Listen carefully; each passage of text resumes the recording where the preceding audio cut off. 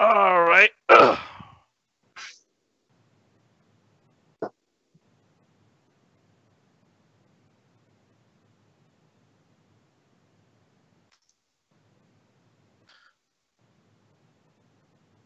Yeah.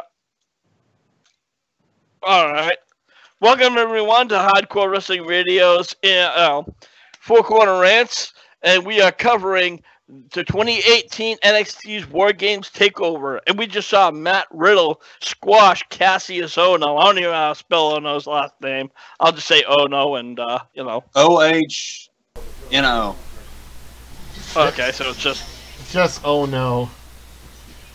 It was an oh no for him. Yeah. And what? I don't know. The whole thing with Yo Bro, and it's like all of a sudden it's like a huge thing. Well, like I said, it's they got to start the match with a quickie, so why not do that there? That's what she said? I know, right? I've taken pisses longer than that. Me too. And we have a title match coming up next. Wow, already? Yep, it is the women's NXT. It is Kairi Sane. She is the NXT Women's Champion. And this is a rematch where against Shayna Baszler, who recently dropped the title to Kairi Sane. So I would not be surprised if we see Kairi retain the title. Usually when that happens, that's what, Yeah. We, most of the times, not all the time, can we say that this is what happens, is, the defending champion who just wins the title kind of keeps that title, but we've seen things happen in the past. Yep. Yeah, we've actually seen some insanity, folks, with this, so... Especially when the champion looks like she got in a fight with the truck and the truck won. No, the truck lost. I keep telling you that. When the truck loses... Yeah, there you go.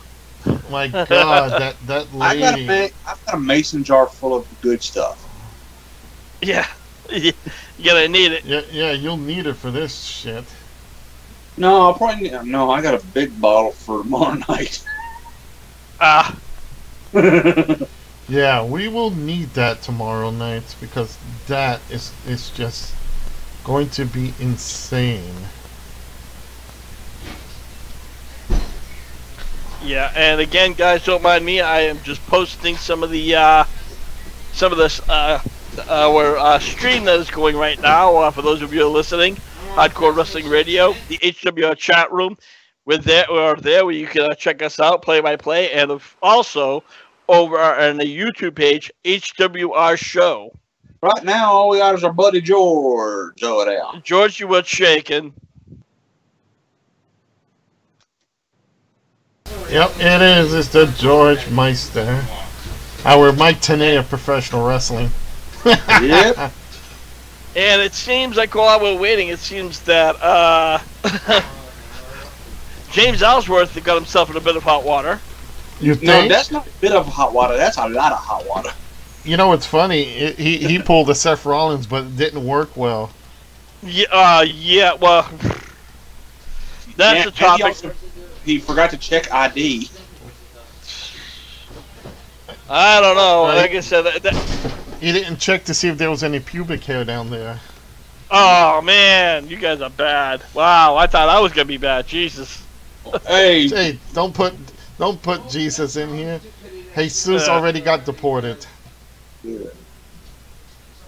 Speaking about deported, when are we gonna see that guy get deported already? I don't mean Jesus. I mean that Salmus or whatever. Almus. Yeah, and I'm just saying. I offer refugee status to Ziana Vega. She can take refuge in my bedroom. Make that into a sanctuary city, huh? It'll be a sanctuary, but I don't. Yeah, folks, we are definitely giving Rick a headache tonight. Hey, they knew what to be expecting. They know how we are. If they didn't, you'll learn tonight. Oh, jeez. Yep. Mmm.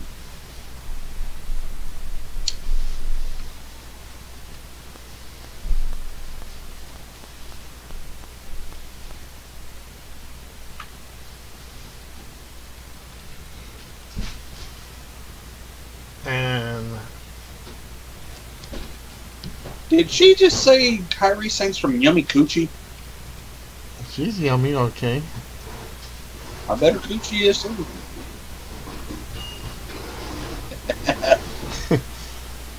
Let's get Billy involved in this. He knows. He knows. He won't admit it, but he knows. Yeah, right?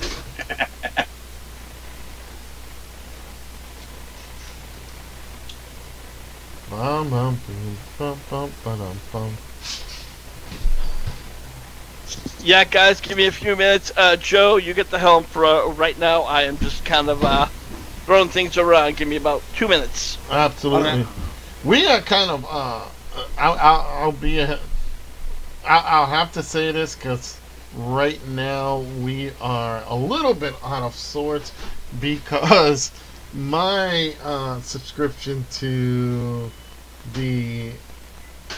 actually to WWE's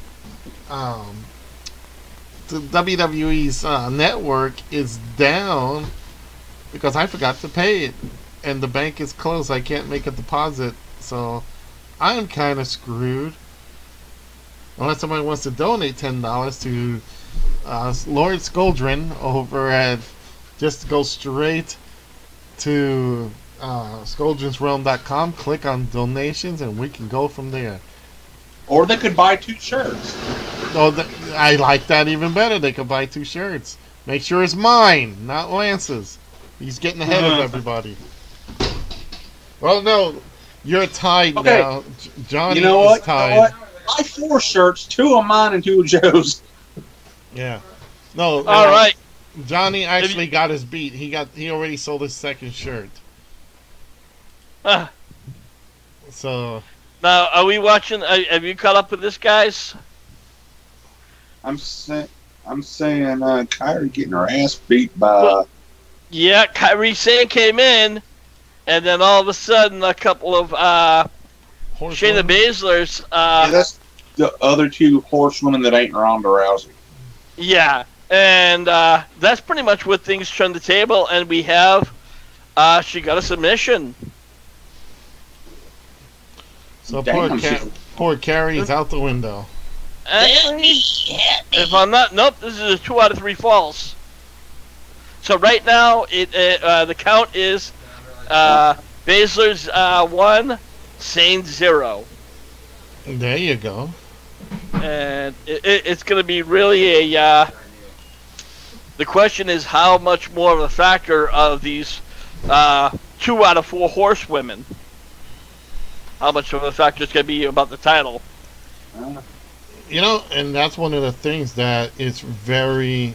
If you think about it, we already know that's going to be a huge factor because if they keep going back and forth, you know, I expect to see something come down where the horsewomen keep interfering and some WWE women come down. So, this could be just a big playoff to start it. Yeah. So, Possibly. You know, Shayna Baszler, a great wrestler overall, despite I know a lot of people are not exactly crazy about her looks.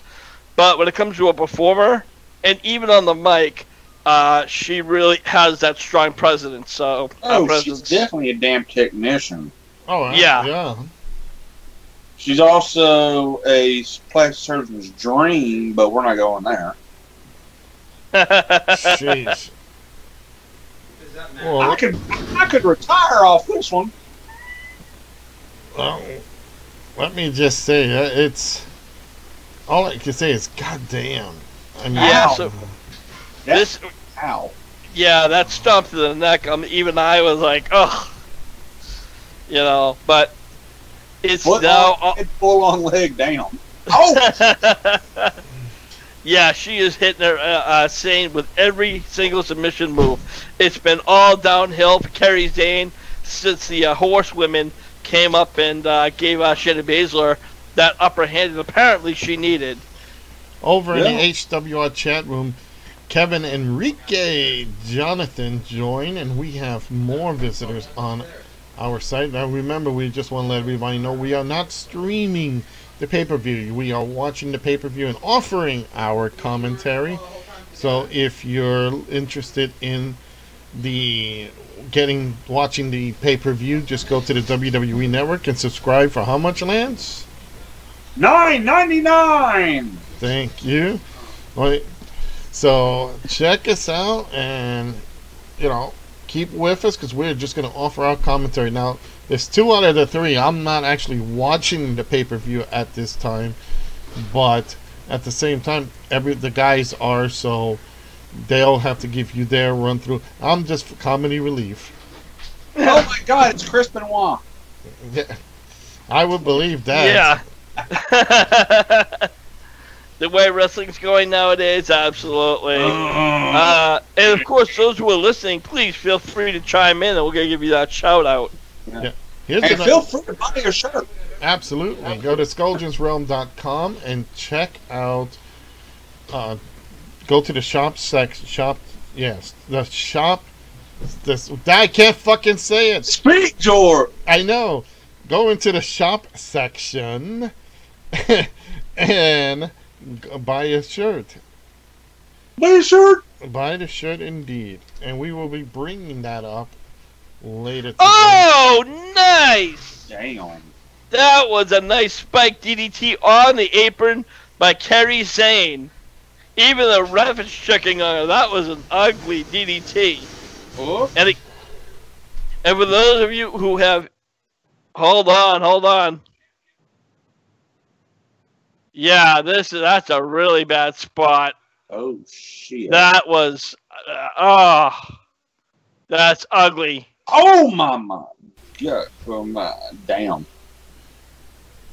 Well, don't be surprised when a move like that is bad. They could end the whole match right there. Yeah. Well, the ref looked like he sat the count, and then during the, I think they're just giving Shayna a few minutes to kind of recover, because right now, Kairi Sane, she's up and standing, and she just took all 3 of the horsewomen down. So I think she might have spiked it a little bit, but that had to hurt. Other than that, she sold it well. No, I'm talking about when the blonde horsewoman kicked the ring post. Oh yeah, I saw that. That was on her damn shin, and she ain't in the match. And the insane elbow. Woo! Yeah, that's pretty much it. And it's 1-on-1. Kairi Sane's elbow. It's a tribute to Macho Man Randy Savage. Yeah. Yep. You know what? While we're going through this match as well, don't be surprised. We also had David Arquette got in an injury last night at an indie show. He almost cut his damn juggler off because he did a botch move with a trash bag wrestler. Yeah. So a trash bag wrestler did a match with another trash bag wrestler. Actually, if you see David Arquette, and I'm one that does not, that will voice my opinion, but David Arquette, and I spoke to many people about this, they're with me on this. The man definitely picked up his craft. He actually went in there and he's learning it. Learning it? The guy's like 45 years old. 47. 47, thank you. Come on. I mean, he was a joke on WCW. Russo, being the fucking moron that he is, gave him the WCW World Title. Probably one of the biggest taint on the illustrious title. And, I'd say it's the biggest one. Yeah, well, exactly. Thank you. But we've seen a couple like the one finger death punch. I put it in that category, and it's just like kind of like where WCW was like picking for straws. They were desperate. Oh Yeah, yeah, well- and they trusted the company to a bunch of idiots who did not know what they were doing. It kind of Yeah, reminds me of a so. certain TNA Impact company right now. Yeah, and you know what? You took the words right out of my mouth. I'm gonna say it's yeah, Dixie Carter.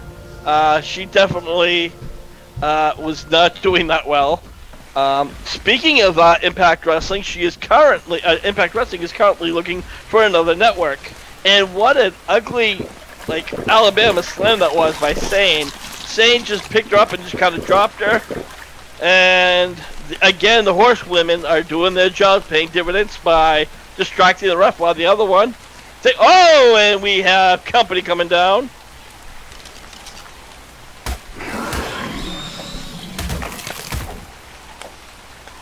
I think that is Dakota Kai, if I'm not mistaken, Lance. Hang on, I'm a little behind you, but I'll be able to tell you. My bad. Because right now, Maybe not. Forcing her up on the ring, they just pushed her off. Well, we kind of expect. Damn, this one's good. Yeah, that's Dakota. And damn, she's hot.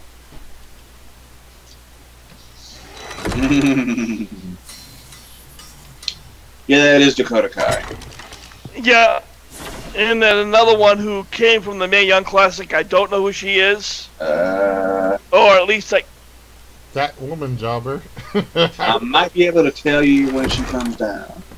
Nope, I don't know. Oh, match over. Although that's one of the few Asian chicks I've seen with a booty. Damn. What is it, the Asian invasion? Kinda. Strawberry blonde Asian. There you go. Where's Billy when you need him? Wanna know. Lance, the match overview. Yep. All right, guys, and I'm shocked. You know, with the help of the horsewomen, even though that Kairi Sane had some backup, the match ended with Kairi Sane hitting the insane elbow, but Shayna Baszler reversed it and got a pin in the 3 count, and she is now the new women's NXT champion. Joe, like I said before, that rarely happens, and yet it did. Yeah, you know what? So you're telling me, because I'm actually not watching it, so Kairi Sane regained the title?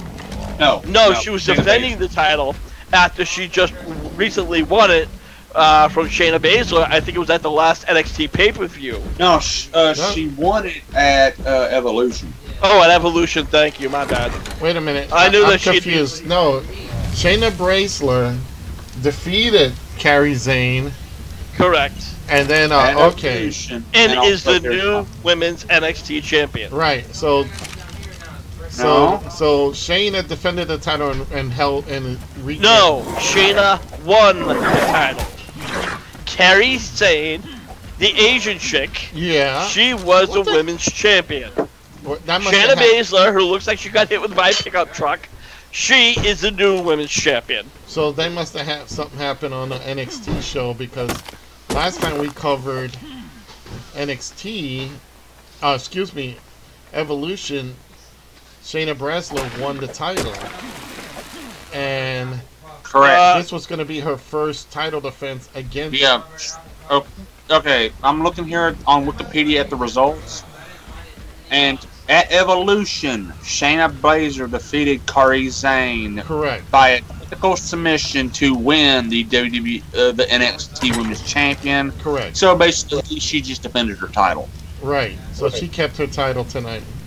Correct. Okay. Okay. Well, I know that Kairi Sane walked out with the title. Yeah. So unless she walked in with the title. She defended the title. So I don't know who got what. I've been watching NXT for the past few weeks. I know this. Baszler is your NXT Women's Champion. She won the championship tonight. did they pronounce her as new NXT? Yes. She Okay. walked out with the title. Okay, so that means on a show we didn't see,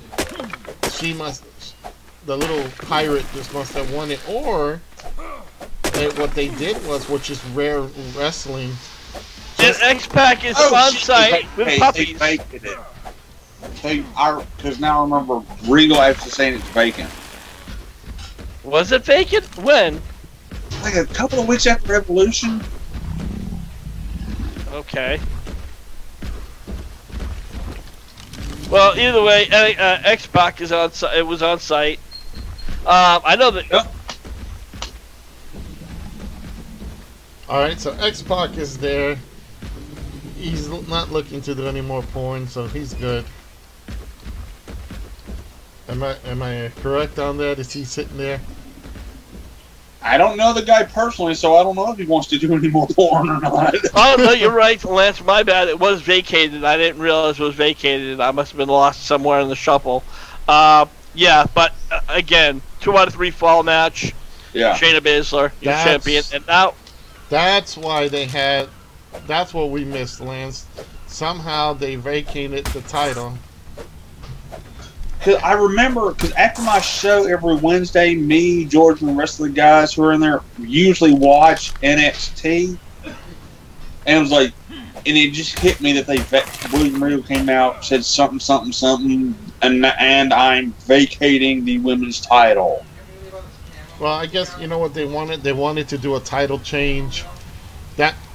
So they wanted to do something spectacular with it. So they wanted to do a title change. So they had the title vacated, and they redid it. It's very rare in wrestling, but it's usually what's called a cheap pop. They just needed to have a title on the line that they can say, okay, title change. Yeah. And right now we have a match coming up, which has been building over the past couple of weeks. And it is Aleister Black versus Johnny Gargano. Yeah. Ooh, that... Damn. Hate to be missing that one.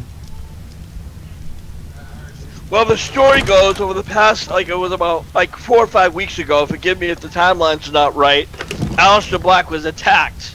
And it was a big mystery. And of course, the only person who really knew the secret was Nikki Cross. Oh. And Nikki Cross is awesome. For those of you, I mean, she's crazy, one crazy bitch. But and hotter than hell. Yeah, hell exactly.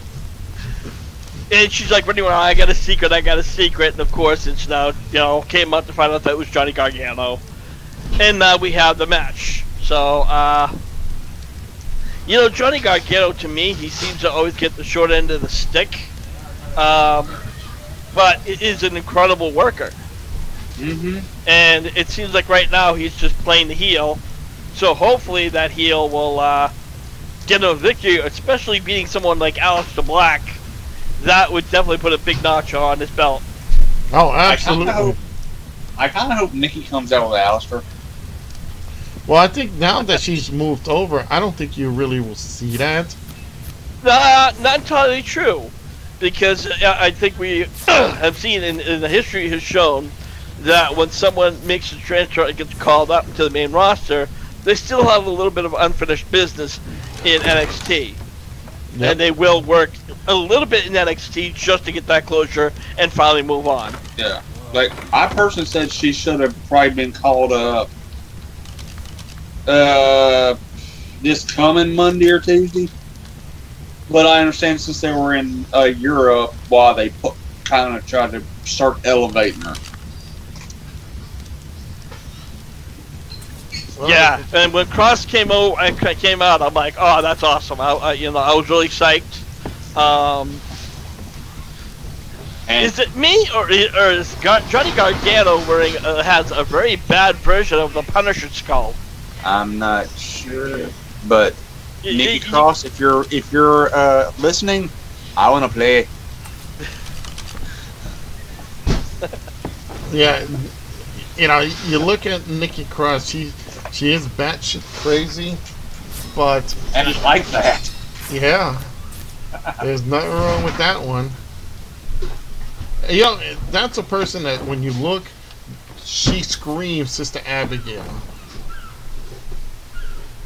I absolutely agree with you. And you know what? She has that batshit crazy personality. When Paige first came on, and she kind of had that really, dark gothic gimmick, I thought she could have been easily gone right up to as the Sister Abigail. Today, I don't see it. Even if she could wrestle, because the problem is she's too much glitter and glamour now. Well, from what I've heard, she's kind of in the same boat Daniel Bryan was. Yeah. Some doctors will clear her. It's just Vince's doctors won't. Well, I think also, and maybe Joe can agree or disagree with this, but when you have those type of serious injuries, they want to keep you off for a while. Yeah. Oh, absolutely. Look how long they kept Daniel Bryan off. And well, she's been out, what, 2 years? No, Paige just got out, just was taken out. No, last year? She's out about a year and a half. Yeah, it's been easily, I'll say somewhere in the neighborhood of, I'll say 16 to maybe 18 months, somewhere in that neighborhood. People can correct me, please, if I'm wrong. My timeline ain't that great. Yeah. But nonetheless, it is, I think in Daniel Bryan's case, the fans were still huge.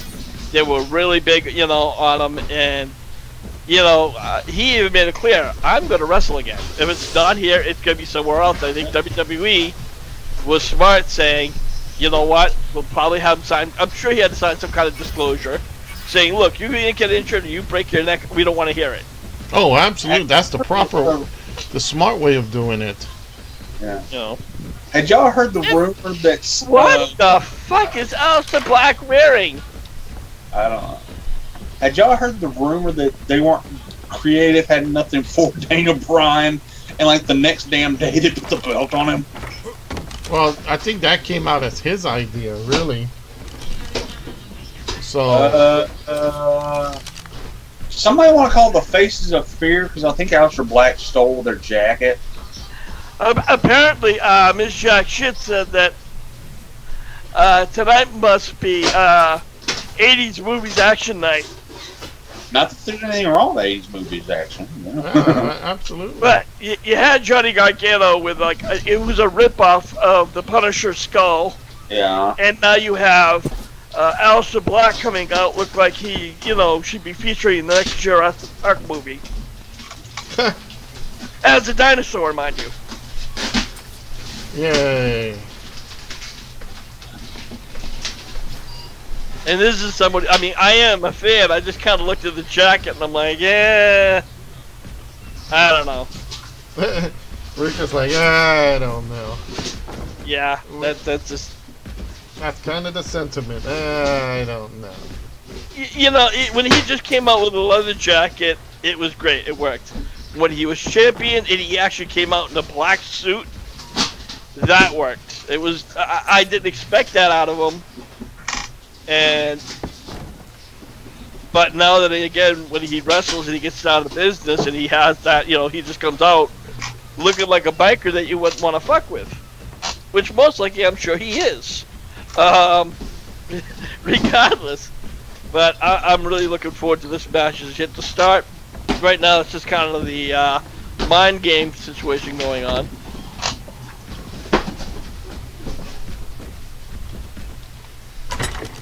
And it's funny, Daniel Bryan turns heel like his wife turned heel. And then anybody gives a damn, no.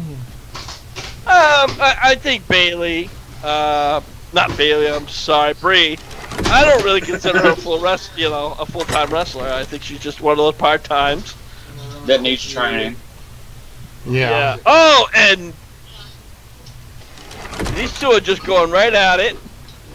And, oh, what a kick by... That's in that right now. Aleister Black is just going apeshit crazy on him, kicking Gargano everywhere, all around the ring, in and out. And and the bad thing is, if this show is great, it's gonna rain on Survival Series, like Survival Series, bringing back the teams, bringing back the group and all that, the 5 versus 5. But yeah, Joe, you have to remember, NXT always kicks the main roster's ass when they go up one on go back to back on them. Oh, absolutely. It's just what they do. Yeah. And yeah, even his trunks has the Punisher fonts, but it was his last name. So I'm like, okay, that's Even his knee pads do. Well, yeah. Rick, I got to throw this out there too. You know, we want to wish Jim Ross all the best and heal up. He did have a bad fall. Yeah, I saw that, and I'm like, holy shit. And fuck Sabu. Yeah, exactly. Apparently, his career with his contract with AXS will be ending, and I'm not sure. He didn't mention that he had no plans on actually going back to. Nope. Oh, shit! His Legends deal will also be coming to an end, and he will be. The rumor has it him and somebody else are going to be opening an indie company. Yep, that was the rumor about, let's say, a couple of months ago. Yeah, you just saw that. Aleister Black did his springboard sit. It's almost like a moonsault, but he does it to a sitting position. And just as he sat down, Gargano just walked up and hit him with a side kick to the face. I was talking about where Aleister Black kicked Gargano in the damn head. But yeah, this whole. Wow, that was like a bad roll. You know, I gotta say these folks, you know, they really go out, they look to entertain, but my feelings on this is, you know, you keep hot-shotting, it's gonna blow up in your face eventually. They can't keep hot-shotting because they're gonna get injured, and doesn't do your career any good when you're sitting in the back. You know, and you can't do crap. Oh, damn it. Yeah. And Gargano just had Black in what looked like a modern day. Yeah. I was going to say it looked like a modified surfboard stretch. Yeah. But first time I saw it like this, it was on a Nitro, and it was in a match with Rey Mysterio and Dean Malenko. Honestly, I don't remember that, but, you know. I remember those great cruiserweight matches from Nitro. I think that's one of the highlights of WCW that they did get right, and that was those cruiserweights. Yeah. One thing they should do, whoever is running the cruiserweight division, I don't know who's in charge of it. You mean 205? Should be like, huh? You mean the 205? Yeah, the cruiserweight division. Yeah, 205, and they should be like, okay, y'all come here. Look at all these great cruiserweight matches on Nitro. Study this. Well, no, you know what? At the end of the day, that's all about, you know, WWE, because they have to sugarcoat everything. You know, and actually, it wasn't a cruiserweight; it was the Lucha Libre. It was a cruiserweight title, but it was better known as the Lucha Libre wrestling. Oh yeah, it was the Lucha matches, but the great thing about these guys is that they performed 200%, and their matches. That's what made me tune into Nitro a lot, and I mean a lot, because those cruiserweight matches were incredible. And you know what? And I'm gonna go on a limb here, and people might get upset here, but I'm gonna say it straight. At least they knew how to pace themselves. Yeah, I mean, it was high spot. There was a lot of high spots in those matches. Oh yeah, by all means there was. But they have something that's missing from a lot of today, especially in the 205 cruiserweight division, whatever you want to call it. Starts with a P. And not penises. Yeah. And right now, I got to take my hat off to Aleister Black. I mean, you know, for somebody his size, he's moving around like a cruiserweight. He did an impressive plancha over the top rope. And then he did another springboard moonsault. Again, somebody like Black I don't know his actual statistics. I'm sure somebody wants to Wikipedia that. Georgia. Georgiapedia. He is not a small guy by any means. I'd have to say if he's not 5'11", or even maybe somewhere in the 6 foot range, I'd be shocked.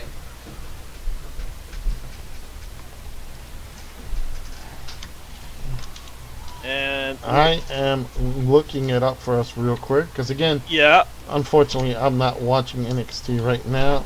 Oh, nice! Aleister Black. Gargano does a run through the middle ropes, grabs and hits Black with a DDT in the process, and just hit him with a second DDT. All right, Aleister Black. Birth name is Tom Budgen. He was born in May 19th, 1985. He's currently 33. He was born in the Netherlands. He is 6'1", 215 pounds, and he was trained by Chris Hero, which is Chris Ono, whatever. Yeah, Mike Quackenbush, Nigel McGuinness, and at the WWE Performance Center. Most of his trainers are in the ones he keeps beating up on.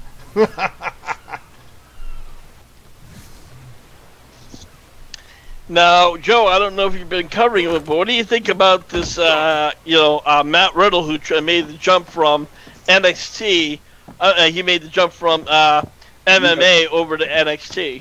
You know, and again, that shows you a person that, when an MMA star can adapt. Now, Ronda Rousey is getting there. She is taking, it's her quality of opponents that have to literally hold her hand, but she's getting there. But Riddle, difference between her and Ronda Rousey is that he actually started out in the indies. So I think that's, I think it's a big factor in for him because he's actually had that indie training. And how long until he gets the worst case of athlete's foot anybody's ever seen because he doesn't wear ring shoes? Oh, yeah. I watched the last episode of NXT, which was a go-home show, and he comes out with wearing flip-flops or, some kind of clogs, and he does like a jumping split where he kicks off the shoes. Okay. And so the man likes dressing like Peppermint Patty. Leave him alone. He does. He has that weird hat, and says bro too much. Yeah, and he says bro like 15 times. That's the first word that comes out of his mouth, and the last one. I mean, it makes Vince Russo saying bro 50,000 times like he's only said it once. Yeah. It's like a 10-to-1 ratio. Yeah. Brother. At least he doesn't say brother. Oh no! And he does it real slow. He's like, bro. I'm like, Jesus Christ. I mean, it's like the first time on Raw, he's still saying bro. And, this is going to be... Oh, shit. And right now, Black is just controlling the ring. And just, dominating. Nice German suplex with pin. And Gargano kicks out. Because I can't remember. Do we only have the NXT title and the War Games match?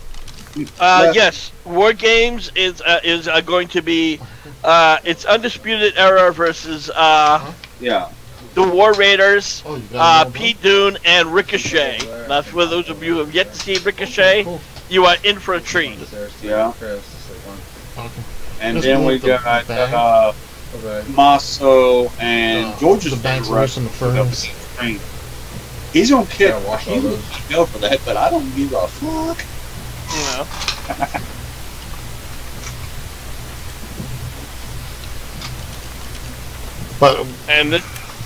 We will be ready.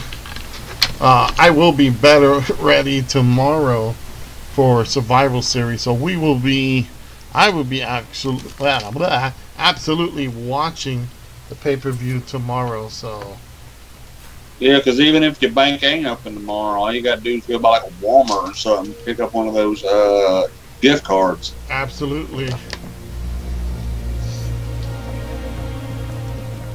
And Oh. for 3 months. And Gargano just hit Black with his snake eyes on the second turnbuckle as opposed to the first one. I don't know if that was intentional or if he just missed or what the story was on that one.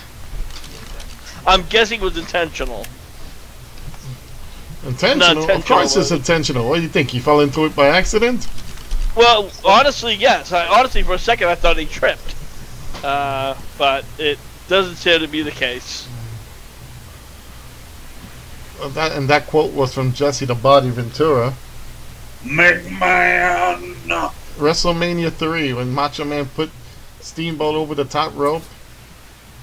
And he's like, he said he should be disqualified for that. For what? For actually hitting him over the ropes. Of course he hit him off the ropes. What do you think? He fell into it by accident? Yeah. I never understood that when they had those rules, and all of a sudden, I think it was during the Attitude Era when they finally said, you know, alright, fuck it, we have to make this show a little bit more intense. Oh! No, Gargano almost had it. He had the running knee to Black, but nope. Again, Black kicked out. I have to clarify, but it looks like Black might have gotten busted open. Not busted open, but maybe got a bloody mouth, but I didn't see it, so correct me if I'm wrong. You know, that was my bad. Didn't see what? I thought for a second it did a quick shot and it looked like Aleister Black had maybe was bleeding from the mouth.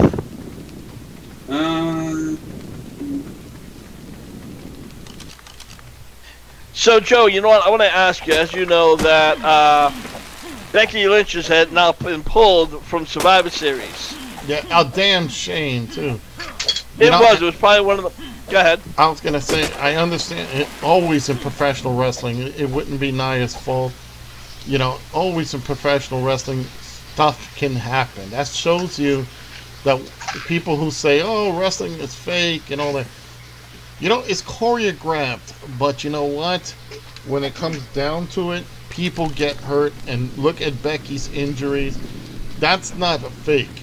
And yeah, I understand Nia went on Twitter and she even tried to, you know, like, hey, you know, things happen, because she was getting major heat on that. And you know what, I've got to say one good thing about the WWE, they did not take her title away from her. Yeah, I thought they were going to do that, and I'm like, motherfucker. So, you know what, guys? Oh! He did a running dive through, Gargano did a running dive through the second rope, and just as he hit him, Black got his knee up. That was a hard, hold on, yeah. Damn! Definitely a bad spot. Okay. Here it comes. Yep, and then, but Joe, back to your story. When you know, coming back to Becky Lynch, and then thankfully she got the title, because I thought they were gonna pull it from her. I'm like, you know, it's just wrong because she busted her ass to finally get there. Yeah. So if you ask me personally, I think they should hold off Becky Lynch and Ronda Rousey until WrestleMania. Absolutely, I think that was the rumor that they were gonna do now. That she was going to hold off because of that injury, and that it would be, you know, that is definitely a dream match. And you know, when you look down on it, absolutely, you know, Becky needs that, she needs to hold, they need to let her rest. And here's the thing that gets me, you know, hopefully they give her that break, because let's face it, they do it to Brock Lesnar. Brock gets those 128 days of rest. You know, they need to do that for Becky and give her her due, and at least let her have that break, because she busted her ass extremely to get to where she is. And I know that you could tell when it's kayfabe too, because they actually call out Charlotte and say, like, you know, can you take over for me? Well, you just beat each other in the last pay-per-view, and you're shaking hands and hugging. That kind of shows you kayfabe is dead. Yeah, they definitely broke kayfabe for a minute.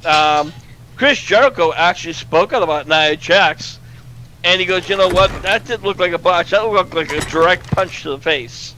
Yeah. And that was oh. Here's a question. Spinning, jumping. How long does it normally take for any kind of a broken nose to heal? Well, she also claimed that she got a concussion. Yeah. Well, And, that beating that she got, that wasn't just a broken nose. Her cheek got damaged. So there's more to this than we really know. So well, she went. Becky Lynch went on social media like 2 days later, and you know she had a little bit of a puffy eye, like she got a black eye, but she says other than this I'm fine. She goes, you know, and she's like, you know, she spoke out and she's like, you know what, I feel that I'm being robbed. She goes, you know, I can do the show. I could have done this match. I know I could have, but unfortunately the higher ups, yeah, you know, saw another one. Oh, well, I saw a video that WWE.com or WWE's YouTube did of her, or basically of her having to come and pick Charlotte. yes. Steve said, "I'm okay. My nose is broken, but other than that, I'm fine. I can do the match." No, Yeah. you cannot. And the match is over right now. Hang on, Rick. Hang on. Damn!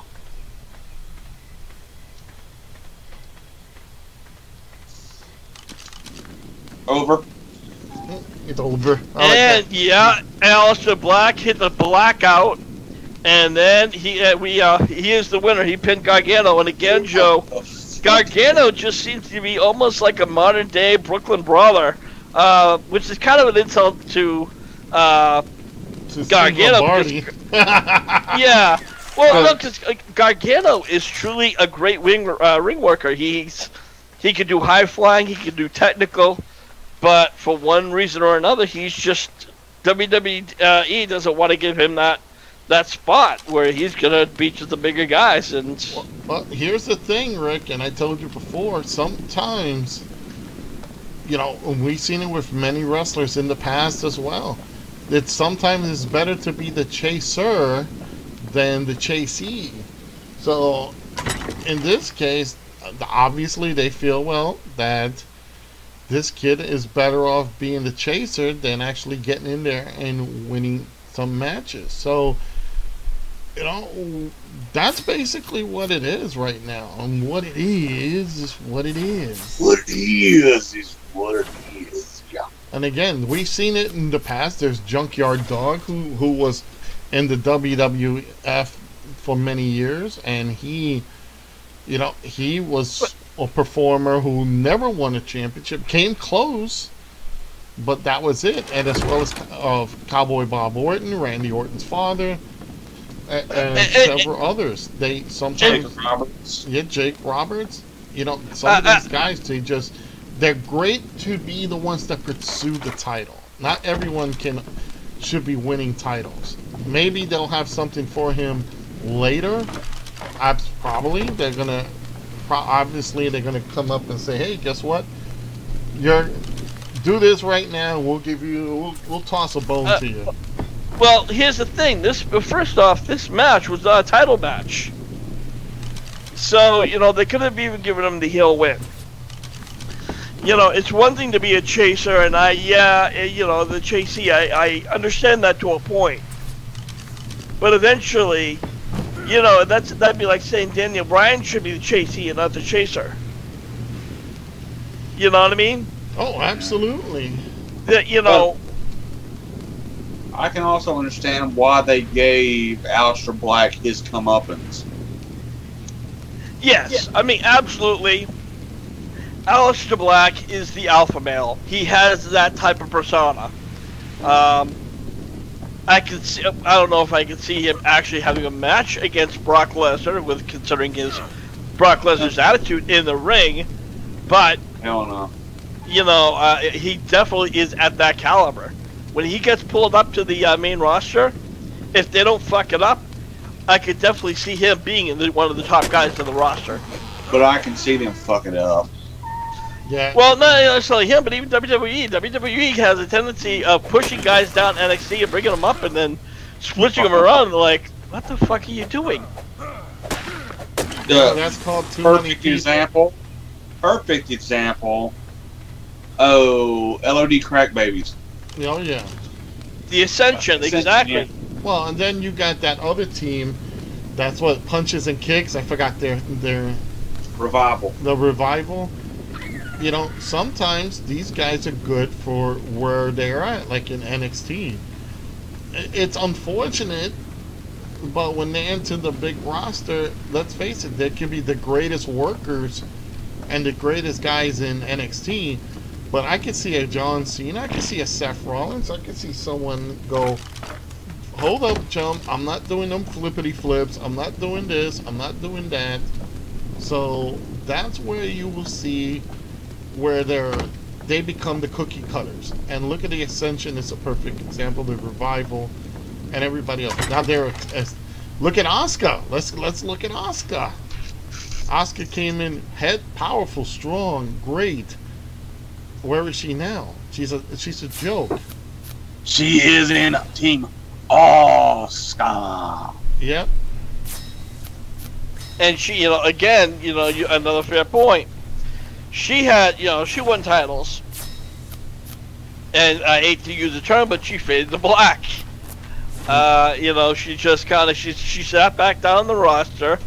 And here's the thing, that one of the storylines it's supposed to be for Survivor Series, or the match, it's supposed to be Seth Rollins versus who's the Intercontinental Champion versus U.S. Champion Shinsuke Nakamura. And these two, there's been no storyline at all between these two. Oh yeah, basically, Rick, what they're doing is, all right, you're battling this guy. We don't have no idea what to do. Thank you. Go ahead and get out there. But he's not even wrestling. I don't even think we've seen him wrestle in the past couple of weeks. I don't know, Lance, if you could agree with me or disagree with me on that. Yeah, you tell him, Lance. Rollins or Nakamura? Nakamura. Because Nakamura's over on SmackDown. All I saw him do is talk a little bit of shit on Rollins because he's, I so sad he's not sitting on me. And then, yeah. I don't think he worked this past week. He hasn't worked in the past couple of weeks. Like I said, he's done those little, clips, behind the screen clips, but he's not really come in and wrestled.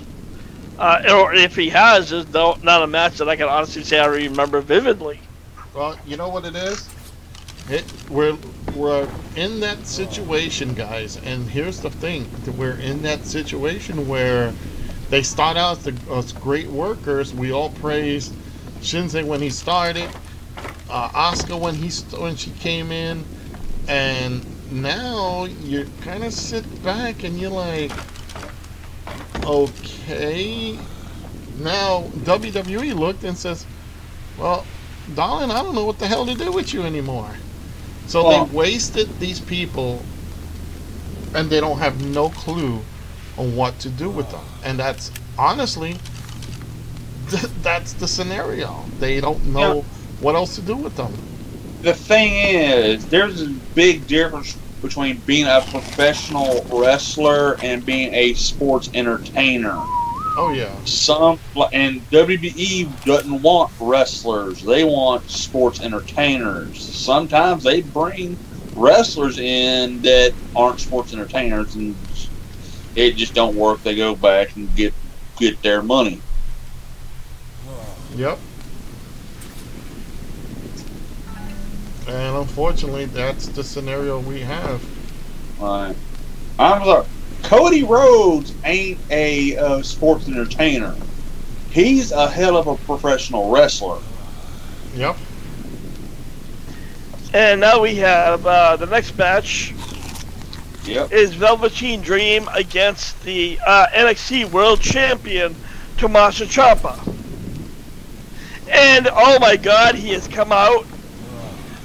Velveteen Dream in black and white with the it's like the NWO logo. The top, he's got Hollywood. He's definitely paying respects to Hulk Hogan. And for those of you who have yet to see Velveteen Dream, he is a great wrestler. Can I say it? Modern day version of Goldust. Just a lot better performer. Yeah, okay, yeah. Yeah. I was gonna say Orlando Jordan, but yeah, I'd say a mixture of the two. But again, he is a great wrestler. The only thing, unfortunately, right now he's down at NXT. I think if he got moved up to the main roster, I don't know if this character would last. Dude, they'd have to water it down so fucking much. Yeah, which is a shame. He'd be like, "Mommy, what's that man doing?" Shut up, Junior, and just eat your popcorn. Mommy, why do you have a deep voice? Well, did I tell you, Billy? Stop complaining.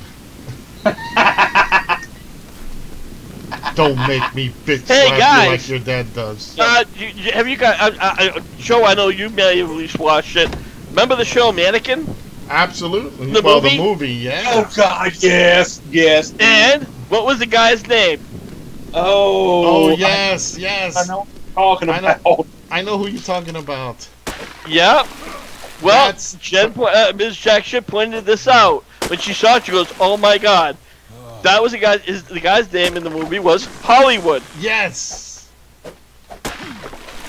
And when I saw Hollywood, and he's wearing a Hollywood bandana, I don't know if that was completely the intention, but when I didn't even catch it when Ms. Jack Shit got turned the corner. She's like, "What the hell?" Because she sent me a picture. Yeah, it's 80s movies night. You know? Hey, there's nothing wrong with that. I love 80s movies. I'm a retro man. Yeah. I could also like you guys from Weird Science. Chris Tucker in The Fifth Element. Yes. Mad Max. No, actually, that would be War Raiders, who's going to be probably in Beyond Thunderdome. Yeah. Yep.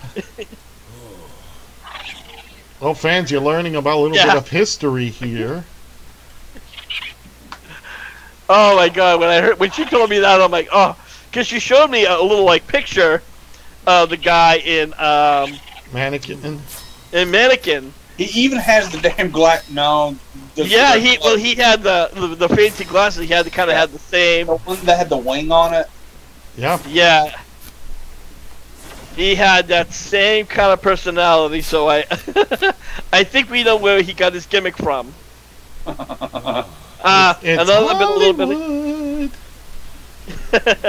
Another little trivia from Velveteen Dream. He was in one of the seasons of Tough Enough, and he did not make it. He didn't even get halfway through. But that's where he found the gimmick, the Velveteen Dream. Yep. Correct. Somewhere Orlando Jordan said, "I wonder if I could sue this fucker." No, he has the WWE's backing up his fuck. Yeah. And like I said, this is the NXT Championship. And Tommaso Ciampa against Velveteen Dream. Dream's had a couple of title shots, but unfortunately he's always come up short. Let's see how he does on this one. And let's just say it. The ring announcer's looking hotter than hell tonight. Oh yeah, they've been bringing in some new ring announcers, interviewers backstage. A couple of them are like, "Oh my God, just go away. You don't even belong in the bingo halls. Just go away. Go work at some biker strip club." Your next job should be, "You want fries with that?" No, then they fuck up the fries. Yeah. Jeez. Could fuck up a fucking cup of soda. Why does my Slurpee smell like mashed potatoes? Just take your fucking drink. It's a mashed potato Slurpee. That would be horrendous. Yeah, And- you know what? For somebody who actually worked for McDonald's, you let the fries sit long enough, and that's exactly what you can make them with. Oh, jeez. And I'm just saying, Redneck. There will not be an episode of Redneck Gourmet with mashed potato Slurpee. No, not happening.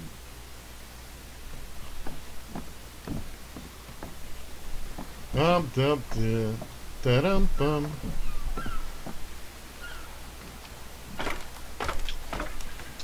And while this title match starts to warm up, I want to go back to Nia Jax. I recently posted a blog on the HWR chat room looking at her history. And in the past year, she has injured, including Becky Lynch, 4 women. Yeah. Okay, And that- so she's pulling a Seth Rollins. Leave her alone. Yeah, in short, yeah. So like I said, we all agree. Yeah, it happens. Women are wrestlers. It's not a dance, but when that happens, Yeah, it's like you, and it's like Jim Cornette says, this ain't ballet. Yeah, exactly.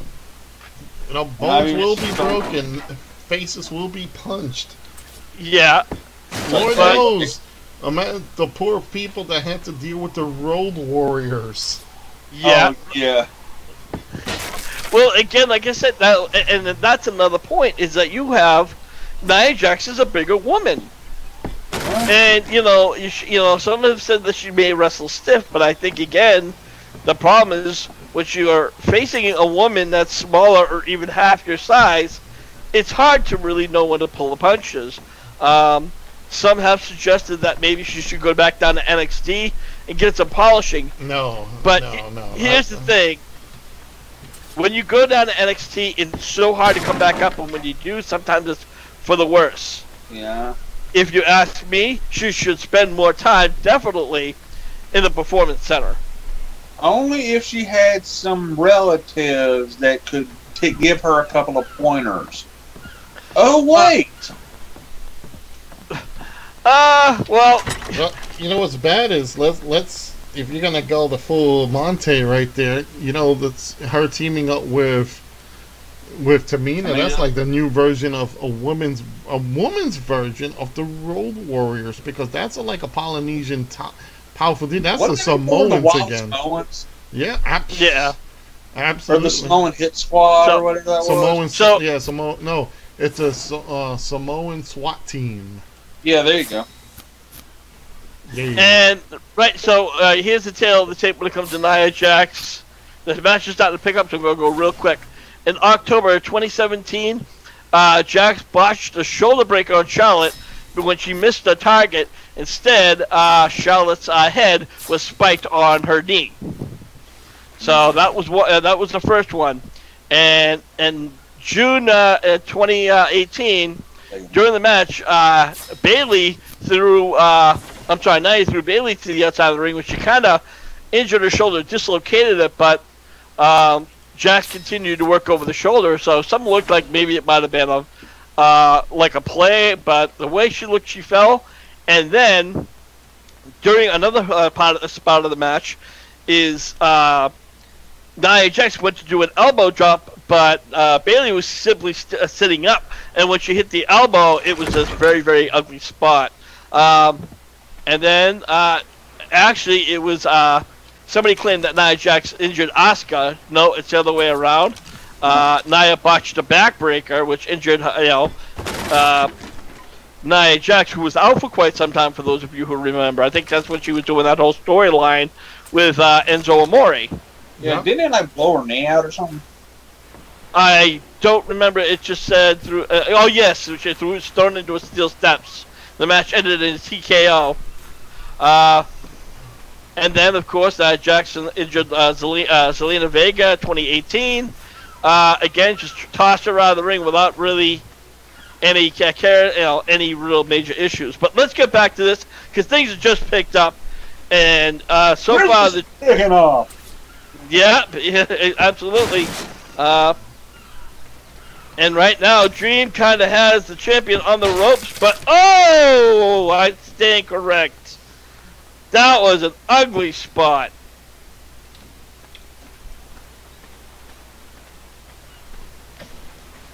It looked like what had happened was that Velveteen Dream was getting ready to go to the top rope. Tommaso knocks him down. He slams on the hard on the corner of the apron and then to the ground.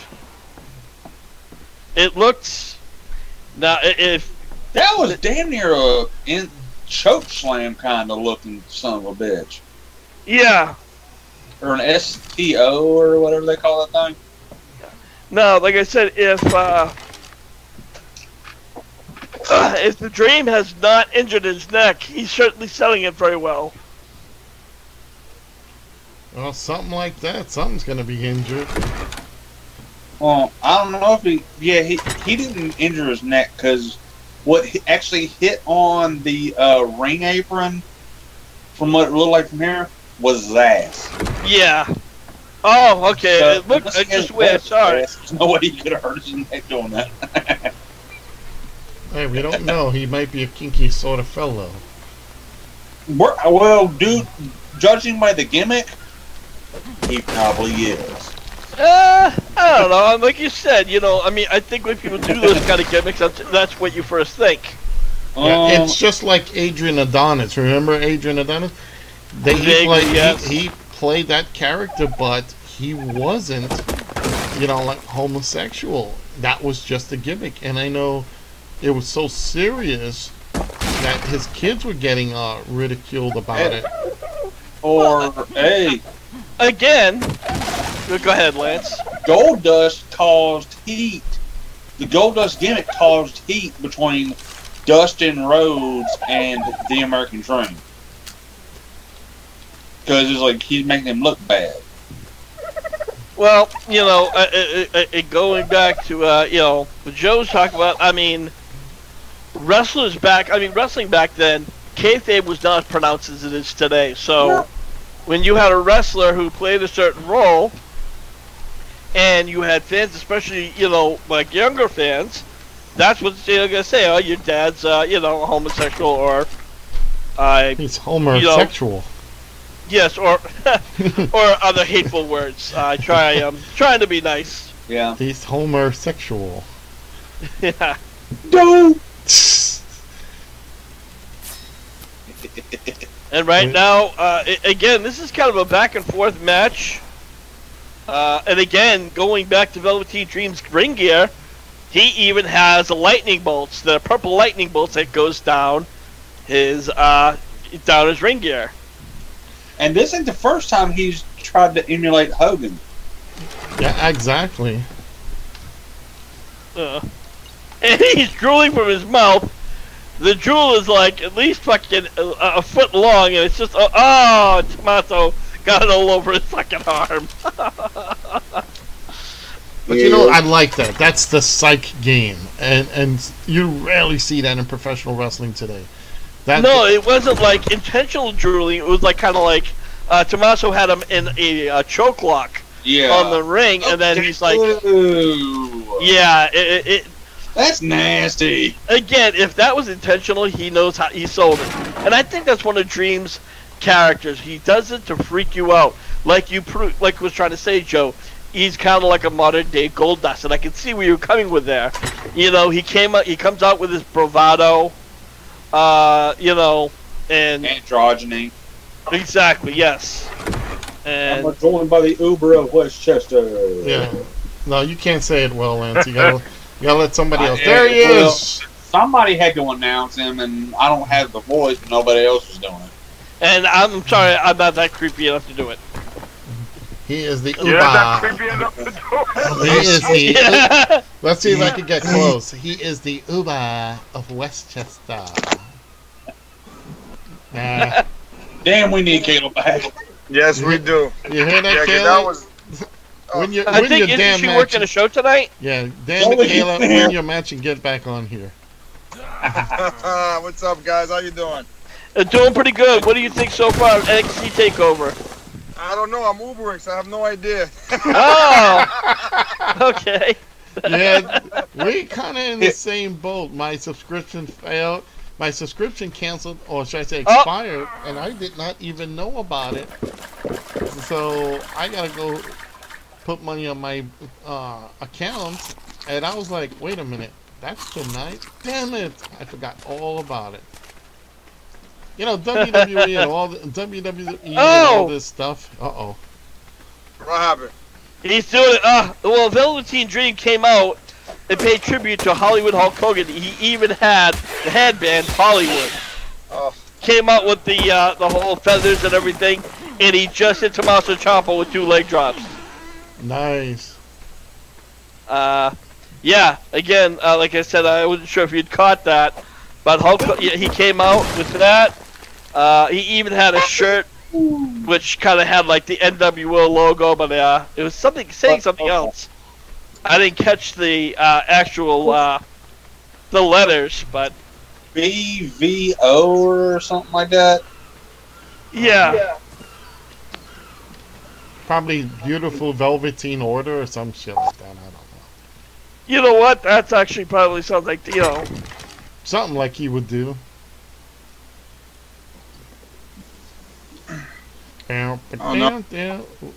Park in the car here because it's dinner time, which is why I'm hanging out with you guys here for a little bit, so I can eat. See, we filled Johnny's tummy. Well, Johnny, real quick, I got a question for you real quick. I wasn't sure if you heard about James Ellsworth yet. You know what? I saw what you guys were writing, but hold on, my son's calling me. Don't hang up, guys. I'll be right with you. Hold on. Alright. But yeah, I saw that whole kabang, what he did. You know, first of all, who wants to see that damn idiot naked? You know, when Lance posted on the thing, did you guys, are we covering James Ellsworth? And I'm like, what happened? Like, something happened? And I said, what, did he grow a chin or something? And I said, no, he gave underage chick news. Well, here's the whole story real quick. Well, again, this is a great match. And Velveteen Dream is doing the figure 4 leg lock on the ring post. Although he's having a problem executing it, but he finally got it on. The story goes like this: is that I forget her name. Click Kid. Click Kid. Yeah, her name is Click Kid, but her real name was Katie. Okay. Anyways, long story short, she had met Ellsworth at some kind of wrestling con. Okay, well, I'll rephrase. The Click Kid, who I guess turned out to be a 16-year-old girl, saw James Ellsworth at some kind of event and said, "Hey, can you follow me on Twitter?" And and follow me over on her Snapchat page. And of course, he's like, "Sure." And at some point, apparently, he was sending her, like flashing pics of her. Yeah. Sending her pics. Well, Rick, let me add to it. Basically, as soon as she started following him, a whole bunch of female wrestlers, and some other people said, "Don't trust James Ellsworth because he always tries doing something backstage." And with that, it kind of got to the point where she was like, "Okay, no problem." So she accepted. He followed her on Snapchat, followed her on Twitter, and he asked her at first. He asked her because she was with someone else. The other person happened to be 30 years old. James Ellsworth asked her, "How old you are?" And she said, "I am 16." She said, "Does it make a difference?" And he said nothing at that moment. But then on Twitter, that was a whole different story, because I guess it was in public. He didn't want to say nothing. And then he turned it around. He started sending her pictures after everybody told her, "Hey, be careful. This guy is like this." And you know what? He tried to pull a Seth Rollins, and it did not work as well as he figured. Yeah, but like I said, one problem. What Seth Rollins did wasn't illegal. Yeah, exactly. Yeah. His thing is he just got caught out there. Sorry. Wow. Velveteen Dream went to go do a suplex to Tommaso Ciampa out of the outside the ring. Only they both flipped over and hit the floor. Wow. I mean, it was a nicely executed move because you could see that nobody really got hurt. Yeah. But that was just a nice spot. Over in the HWR chat room, we have Terry Boyer who joined, and our beloved James Doe, the King of the Divas correspondent. The Queen of the Divas. But going back to the question of James Ellsworth and, this teenager, this kid, my big question is, where were the parents? The first two things, I'm speaking as a parent, first two things you do is, first and foremost, you take that phone away from her. So that just right now, I'm protecting you. And the second, you call the cops. That's too easy, Rick. That's too easy. How do you make money? By extorting first. Well, that's right. Huh. And you know what? And that was another thing that was, again, she had no problem going to Twitter and going to Facebook. And as you said, Joe, that she said that, be careful, this guy does crazy shit. I looked and, a lot of the reviews about him working inside the WWE, there was not one complaint. Not one. Even after he left, nobody had went on, they said, he needed to go back. He was, not a bad guy, but he had to move on. I had not heard not one single bad thing or inappropriate behavior, let's put it that way. Well, let's... wait, hold on. Somebody's busted open. Rick keeps us in suspense. And... no, I'm just like, holy shit. Well, right now, Velveteen Dream hit, I don't know the finishing move, but what it basically is it's like a rolling Samoan drop. He does it rolling almost as he does like a Yeah. I can't explain the word. It's almost like a rolling Death Valley driver. Yes, thank you. Rolling Death Valley driver. Perfect example. Thank you. Kudos to you, Rants. You get the Cupid off. Okay, I'll just drink more wine. That sounds like a... Oh! Ooh! Oh, wow. Notice me and Johnny just winging. Came off the top rope, and it looked like the way he kicked him. I wasn't sure if he hit him in the nuts or not. Oh!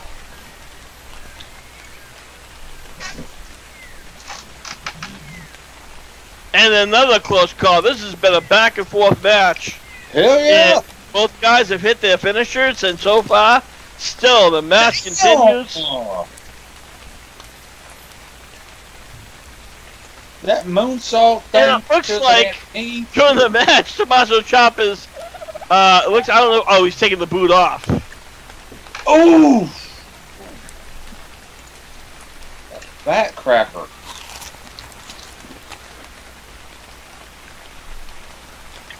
Now the ref has gloves on, but I don't see where anybody's been busted open.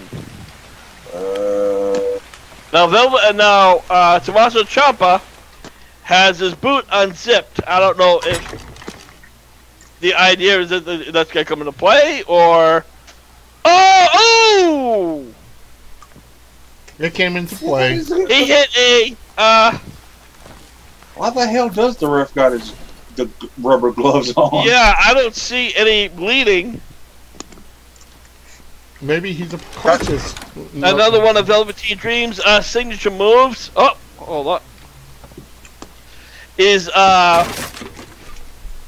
he hits like an inverted DDT, but he uses it with like almost like a Russian a Russian leg sweep, an inverted Russian leg sweep into a DDT.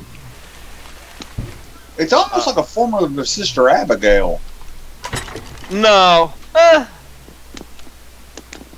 I guess if it's inverted, or spinning inverted, yeah. Yeah. Modified maybe, but I don't really see that. I'm trying to think. It almost looked like what, what's the, Cien Almas, his finishing move. The deportation? Yeah. Yeah, cute. Where he has that. He has the DDT, but he hooks one of the legs and drops him. The jump defense. I don't know, but border crosser. Right now the mat is coming up. Tommaso Ciampa, clearly getting frustrated because he's been has not been able to take out the Dream. What? Okay. At first I thought you meant the ring mat. What? No, the outside mat. Yeah, folks, we are bad. We all go to hell. Oh, he's gonna do it. He could. Oh, nope, never mind. Johnny's It looked like if he was going for like one of the Randy Orton DDT onto the cement, but yeah, Dream countered, and they both pretty much were thrown over to the commentators table.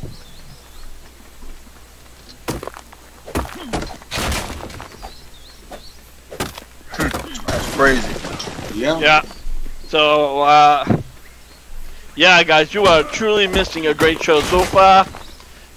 This whole entire match, really, the show has been great. My only one real complaint is Matt Riddle getting the squash on Cassius Ohno. Well, Cassius Ohno's pretty much been generated down to jobber status anyway. So I think that's I'm guessing he is a trainer, so technically as a trainer he doesn't really have to get wins. Yeah. And hold on. No. And that's another. It seems to be. I don't know what it is, Joe. Because again, one of his moves was a Macho Man elbow. It seems to be a lot of people. Bailey does this. I hate to use the. What's up with this? Why can't they do anything else? Anything different? Well, I think it's just one that could have been their favorite wrestler, and they're just emulating it. Two, they probably didn't have a good finisher, and some people can't do a backflip. Yeah, exactly. So they just say, "Hey, you know what? How about we just give you this thing and you just do this?" What happened? Basically, the Velveteen Dream just elbow dropped the outside ring mat from the top rope. Well, that thing's highly padded, so I don't. I It still had to sting like hell. I'm Match is over. Phone. I'm a little bit. I'm like 10 seconds behind you guys. All right. Because you're gonna see Alright, so a poorly executed DDT. Yeah, that was pretty bad.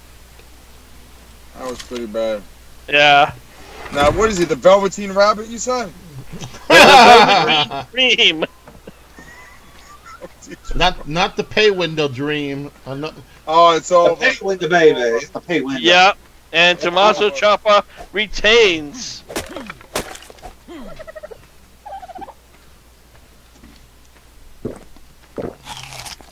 Yeah, I gotta tell you, I truly like Velveteen Dream. He's got that he has that flair, but he also, in a weird way, kind of reminds me of The Rock, because he always calls himself the Dream. He refers to himself in first person. Third person. Now, why does he look like some black singer from the 70s? No, you missed it. Actually, it's kind of a gimmick. Yeah, this jack shit said, I don't know if you ever seen the movie Mannequin. Yes. Okay, remember the guy that was on there? Hollywood, yes. She saw that and she goes, "What is this, like 80s movies tribute night or what?" Because then you had earlier in the night, Aleister Black came out to the ring that looked something like either out of Mad Max Beyond Thunderdome jacket. It was just weird. And then Matt Riddle, he kind of looks like he should be in what's that movie? That one? I keep on forgetting like Sean Penn from for one of those 80 movies that Sean Penn's was in. No, what was that one? That movie where they did the? I only watched it a couple of times. It was those guys. What? High School High? No, I can't. Fast Times at Ridgemont High. That's the one. Fast Times at Ridgemont High. Yep. Okay, I go with that. That's Can you hear that? That's my head. I got a question. This NXT guy who retained the title, what is he, like 50? let me see. Hold on. He's probably in his late 40s. Let me see.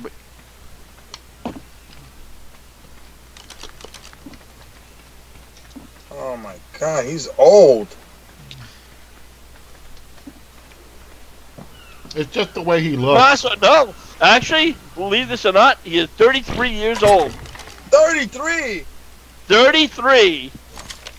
So he's like basically just, yeah. It's the beard. Yeah, he's just gonna go gray really early. That's Yeah, because he has a little bit of gray in that beard. He has a lot of gray in that beard. Like I said, I thought he was at least in his mid-40s, but nope, he's relatively young. He's 2 years older than me. Wow. Now I hope the Velvet. And he's from Boston, Massachusetts. And we won't hold that against him. He's from your neck of the woods, huh? Yeah, surprisingly. Actually, there's a lot of wrestlers in my neck of the woods. Velvet, Tommaso. Yeah, Tommaso. There's John Cena. And we won't hold that against you. Yeah. You also have Sasha Banks. And there was one other one I can't think of, and it's slipped my mind. Oh, what's her goddamn name? The moonwalk chick. Carmella. Carmella, thank you. She claims to be from Staten Island. Yeah, she's billed from Staten Island, but she grew up in the shithole called Worcester, Massachusetts. Like the Worcester It is a total fucking shithole. That's why she's from Long Island. Staten Island. Now, how do you say Worcester? How do you pronounce it? Worcester. Yeah, like Worcester has the sauce. Like, yeah, exactly. But That we no can't I. pronounce anyway because we're New Yorkers. But Yeah, there's and again, I I'm in Boston, there. so I sound like Boston. Worcester. Worster. F-L-U-S. That's fabulous. Guys, You know what? I want to try something. Hey, Rick, say this for me. I left my car keys in my khakis. I left my car keys and my khakis. Damn, that didn't work.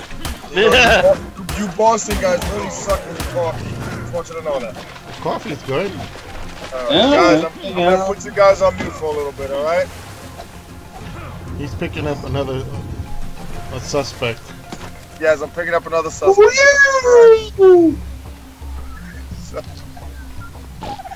Alright, hold on, I'm trying to hold on a second. I'm trying to block you, motherfucker. There it is. Oh, I missed it. Hold on. There it is. And apparently, there are going to be wrestlers who are going to be on League of Legends tonight. Legal what?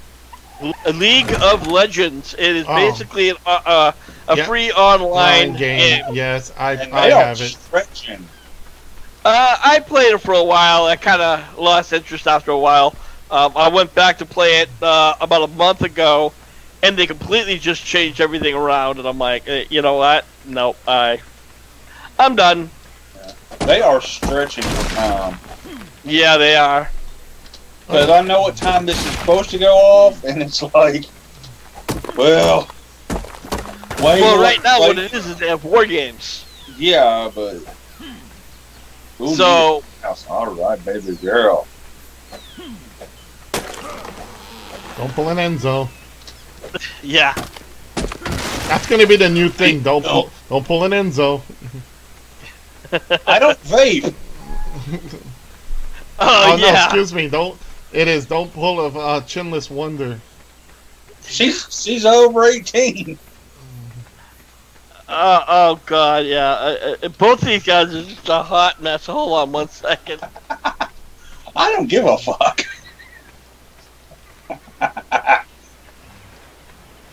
FABLUOS.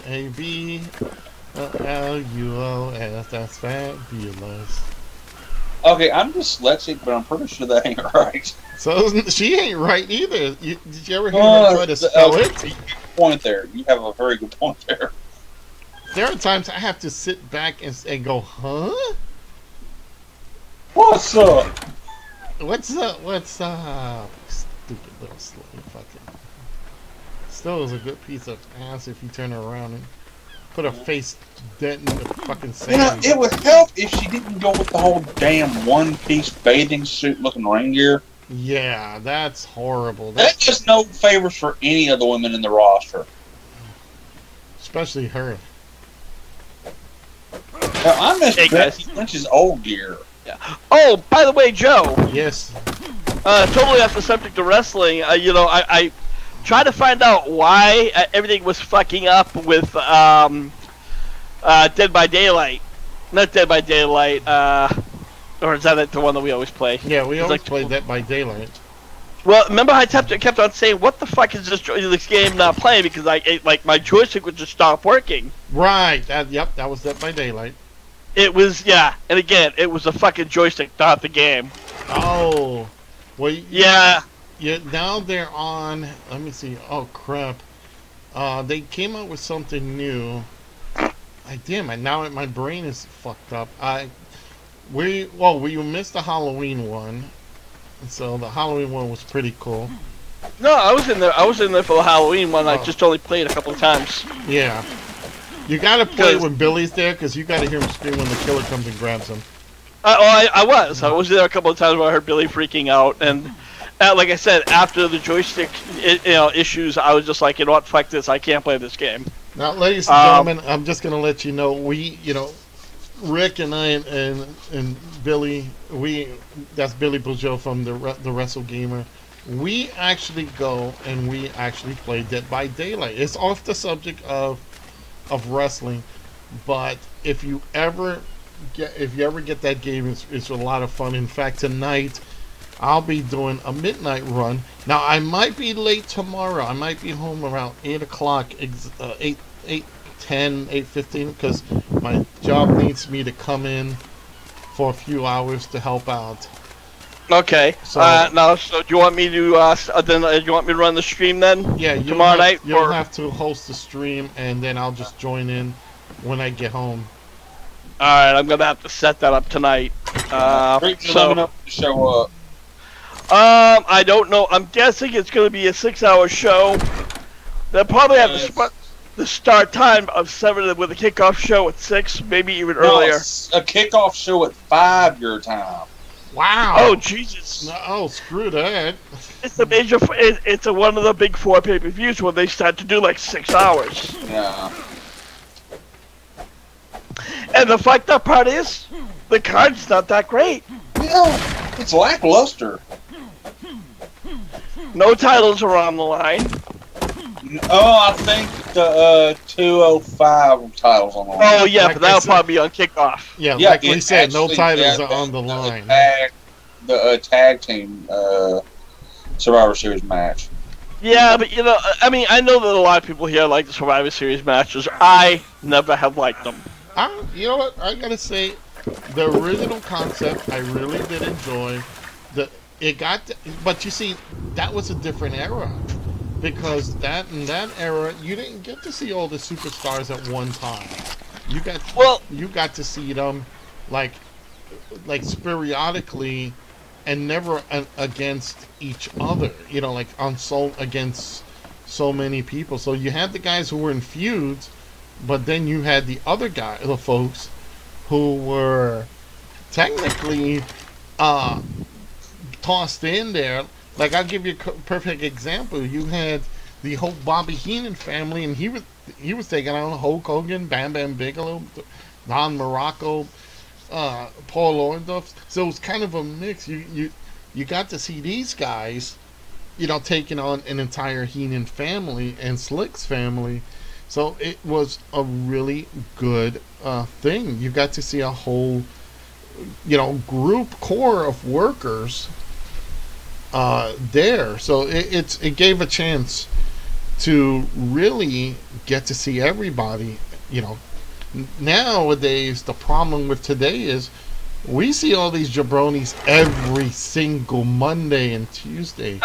You know what? I understand that, but even as a kid, I didn't like Survivor Series. To me, Survivor Series, and I think they only did it one year. No, they did it every year. Well, I'm trying to get to that point. There was one particular Survivor Series where they had the teams, and as one team's eliminated, they eventually say, "Okay, fine, we're going to split." It was like it was almost like a tournament, Survivor Series, that eventually evolved into a tournament. Yes, for the title. What they did was it was the ultimate. I know which one you're referring to, and everybody who, because at the time the talent has already moved on, so what they had was generally what they had left. So what they actually did was all the survivors of the previous matches went to the finals, which was a big finals. You could call it the Royal Rumble of how can I put it? It's kind of the Royal Rumble of Survival Series, where everybody got together to fight in one last match in a Survival Series type of match. So, and there was no titles on the line. It was just whoever won was the ultimate survivor. So when they had guys like Tito Santana, Hogan, Ultimate Warrior in there, like no disrespect for Tito, he was a former tag champ and intercontinental champion back in the day, but that shows you the roster that they had left at that period in time. So, but again, that was the only time you got to see guys like that move up and take a position. Again, like you said, I understand that a lot of people like Survivor Series. Me, like right now, War Games, to me, that is an ultimate battle. That's just a 10 tag team elimination match. That's all it is. Oh yeah. You can sit there and twist it all you want. At the end of the day, it's nothing more. Right, and War Games is the shit. I loved the concept when it first came out in 1987. It was one of those things that you cannot. It was an excellent setup. Now, here are the specific rules for this. Obviously, they're going to have two people who starts. Now, right now, it is Undisputed Era, which is a group, 4-man group, and that is against War Raiders, Pete Dunne, and Ricochet. So basically, because Undisputed won a match last night, they have the upper hand where they can have to get the third, they instantly have the third person come in when the time goes off. And then, of course, the typical goes as every X amount of minutes, another one's released from the cage, and they come down. I guess if one member of the team leaves, then they automatically lose because they abandoned the team. Yeah. Yep. But remember, the original War Games, it was just two teams going against each other. Here it's like, I guess, 3 teams. No, 2 teams. Two teams? Okay. Yeah. War Raiders are... Yeah, War Raiders is the tag team. Okay, so that one team against the other team. Now, the only other issue I have with this version is that they have no cage top. Yeah, I agree. I think the problem is because they want to keep that specifically for Hell in a Cell. They don't want to try to emulate too much because obviously this is just WWE being WWE saying, guess what, we're original. That and as many high flyers as they got in NXT, be kind of hard for those guys to get working the cage like that. Actually, you know what, and that is a very fair point, because even back in WCW, even when we're doing War Games, we saw very little high-flying action.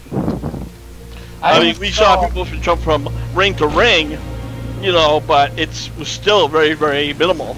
Yeah, that was it. And guys jumping from the second rope or the first rope to do like a simple elbow to the top of someone's head. But yep. But again, that was the concept, to keep everybody in there without nobody interfering. Now, here it is, folks. The way it actually goes is there's one team that starts it out. There's there's a coin flip. Normally, there's a coin flip, and the winners get to go in. They get to select who they go with next. So if the war... I watched NXT, and the Undisputed Era has the advantage. Okay, so there you go. Because they they did a advantage match. Yes. So that's who has the advantage. Yeah, and so now Pete Dunne has to face. I don't know who's actually in the ring. Oh no, they're still putting people in the cage. Yeah. Now see, Adam Cole again. He's another one of those primary wrestlers that could be probably on the level of Seth Rollins and higher. Again, if they push him correctly when he moves up to the roster. I think Ricochet is going to be the one that goes against Adam Cole first period of time. I don't know. Maybe not. Because Ricochet. Pete Dunne's going in the cage. Yes. He's in the cage, and then with the War Raiders. So good luck with that. No, they're still going in the cage because right now Ricochet just comes out. If you guys haven't seen it, I like Ricochet's entrance. He almost kind of looks like the Terminator coming with a whole bunch of lasers. One time he actually was putting his almost like what Deadpool jokingly calls superhero drop. You know, where they kind of have like the fist down on the ground on a knee. Yeah. But I guess they decided to go all the way. So now,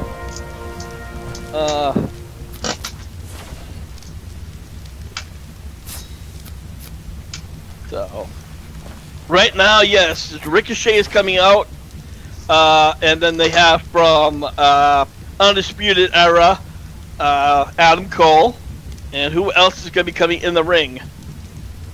It's going to be a member from Undisputed Era. Yeah, next, yeah.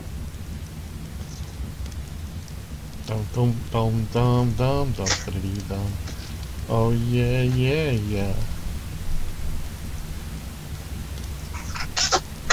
By the way, Lance, Roy Clark died. Yeah, that sucks. And for those of you who don't know Roy Clark, he was a country singer. He was made famous on Hee Haw, which was a fun show to watch, especially as a kid, because you got to see all the Hee Haw girls. I think a whole bunch of Daisy Dukes. I was gonna say I forgot what I was gonna say. He started thinking of the Hee Haw girls. Yeah, the Hee Haw girls. He was phenomenal on the guitar. He did a spot thing on The Odd Couple where he just played amazing. Yep. No. So no, we are starting off with it's gonna be one-on-one right now. Ricochet and Adam Cole, and apparently all the members of Team War Raiders have all these like battle paint on them, including Ricochet. He kind of looks like a jackoff. And it's a shame because I am a fan of Ricochet, but it just... Well, they kind of remember, here's something too. When the Road Warriors team with Dusty Rhodes, they all wore the face paint. So that's kind of, you gotta give that's kind of a nice thing, because not everybody goes to gimmick. You know, everybody looks too much the same these days. And I kind of like that it is, people are, you know, looking the part. You know, they'll go in and look the part. Or when it was Sting's, or when it was the Dangerous Alliance Yep. versus Sting's Squadron. All Sting's guys basically wore old school Sting face paint. Yep. And that was the Dudes of Attitudes. That was Sting Squad. I remember that. We have some nice spots here early in the match. This is the show stealer right here. Boy, it Well- should be, because it's the main event. Yeah, and I really have high expectations. You know, you got a lot of great talent in there. Bobby Fish, he's a bit of a good technician. You have Ricochet, who's a high flyer, and I would say he has more of an acrobat, than just a high flyer. You know, he knows how to move around the ring with some flips, but without taking huge risks. He does take them, obviously, but it's not like every high-flying move has to be one of those, over-the-top, moves. He knows how to pace himself. One thing Exactly. One thing that talent today needs to learn, they need to pace themselves. And it's everybody's watching this match. Yeah, and so War Raiders definitely reminds me a lot of, like Legion of Doom, just two big, oversized guys. They're not, I wouldn't say they're as agile as Legion of Doom or the Road Warriors, but they definitely come close to that kind of persona. Yep. And that's funny when you look at it, here are guys who, come from a way different era, and they are basically can be put in the same breath as the Road Warriors. That's nowadays that's very rare. The Ascension could have been that, but we seen what happened to that. But creative fucked him up. Well, you know what? To be honest, in hindsight, I think really the big problem was Victor, because Connor is one of the bigger guys, and if you've been watching wrestling over the past couple of weeks, whenever Connor's in one-on-one match, he dominates. Yep. Well, again, I think it's it's more of they let him dominate. Yeah. Well, no, because I think what should happen is they need to split the two, maybe even fire Victor and give Connor a new character. If they rehashed him, I could definitely see him move up the roster, at least get a mid-card status title run. Yep. I agree there. It was a failed experiment that needs to go away. Yeah, absolutely. Well, that's the thing, is they eventually dropped it and tried to go back, but by then the damage was done. The worst thing they did was try to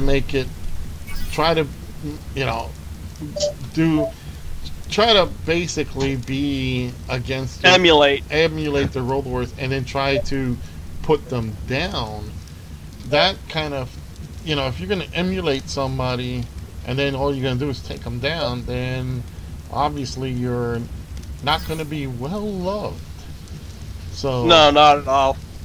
That's what like happened. I said, Unfortunately, that's what happened to those guys. And again, that it is. You know what? We're kind of throwing them the blame. We have to remember, it wasn't dumb. It's always creative. Yeah, and again, like I said, but I mean, unfortunately, regardless whose fault it was, it did put a bad taste in a lot of fans' mouths. Yep. And it's a shame.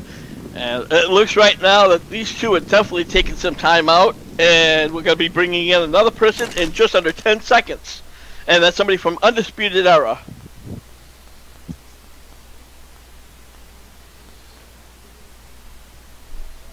Only the lonely. Come on, Lance, help me out here. Thank you.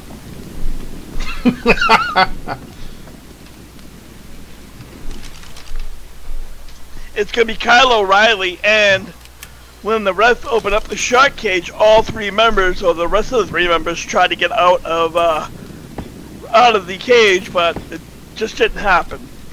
So right now, we have 2 members of Undisputed Era beating down a Ricochet. And that'll do it. Honestly, it's not really a good start. It's definitely Undisputed Era is they're definitely taking control. If I'm not mistaken, I don't think there'll be any eliminations until all 8 men are in the ring. That's right. usually normally how it works. Yeah.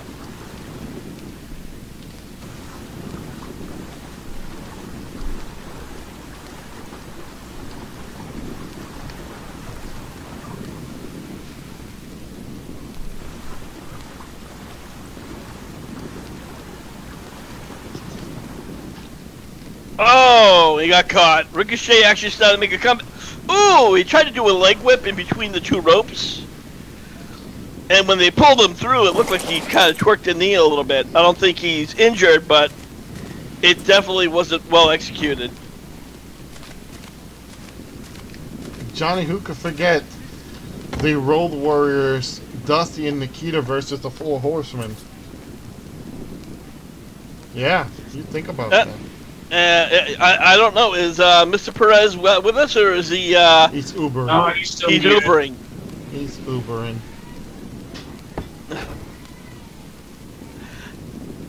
Oh, actually, here's a quick story for you. Ms. Jack Shit, who is a cab driver,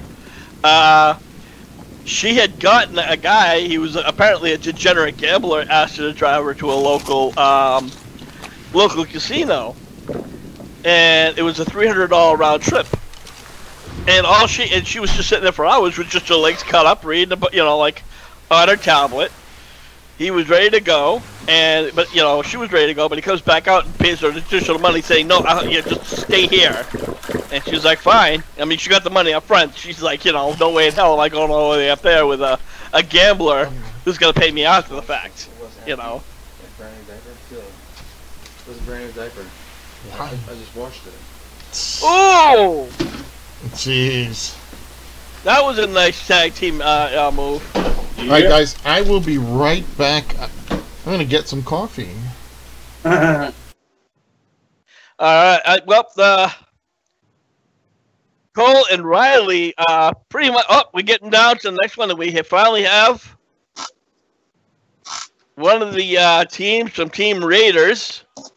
And Pete Dune's head back. And one of the War Raiders, I don't know this guy's name. That's how bad it is. The one long hair.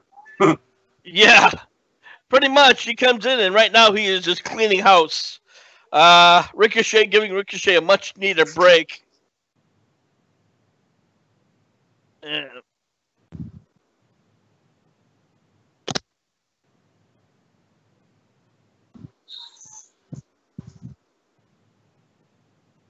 I know something. Pete Dunne was like, "I want to go."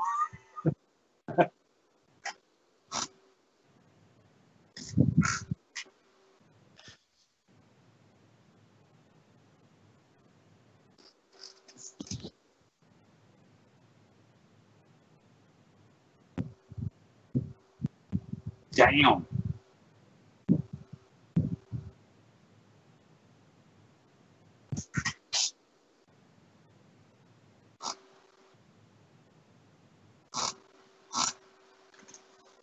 For a big dude, this dude's agile as hell. I'd say more. He's kind of more. I wouldn't say agile. I would probably put him somewhere in the neighborhood of Van Vader. Van Vader, maybe. How many big dudes that can do a cartwheel? Not many. Not many. Fair enough. I just saw a dude do a cartwheel, so damn.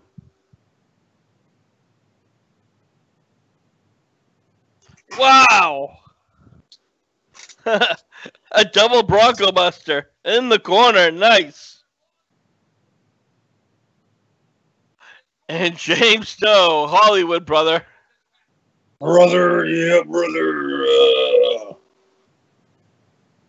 So far, we've only had a few comments. So for those of you, again, listening, make sure you tag us, and we'll give you a shout out. So when you see Rick Head over on the chat rooms, hit me with the a conversation, or hit me with a question or your own thoughts, and I'll definitely give you guys a shout out.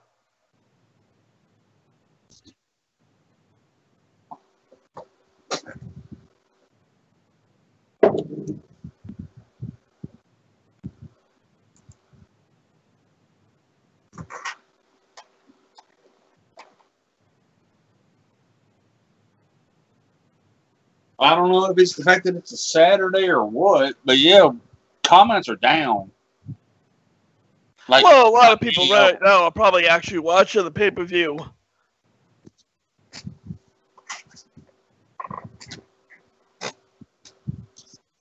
I don't even know if WrestleGamer does any covers pay-per-views anymore. I don't know. If he does, he's not advertising, so I really have no clue. And another member of Team of Undisputed Era is coming out. And that's Robert Strong, I believe.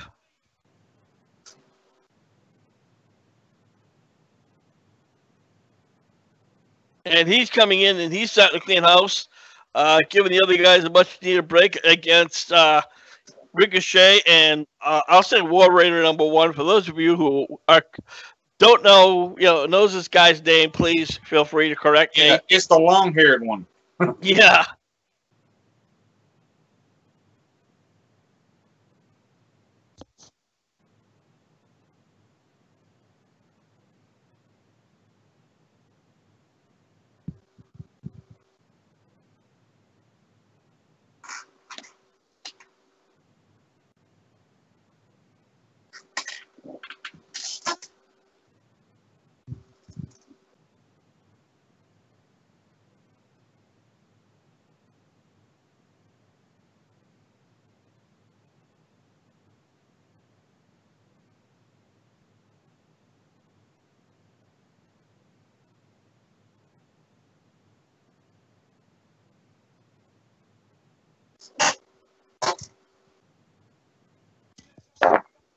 And right now, it looks like Undisputed Era has kind of taken back.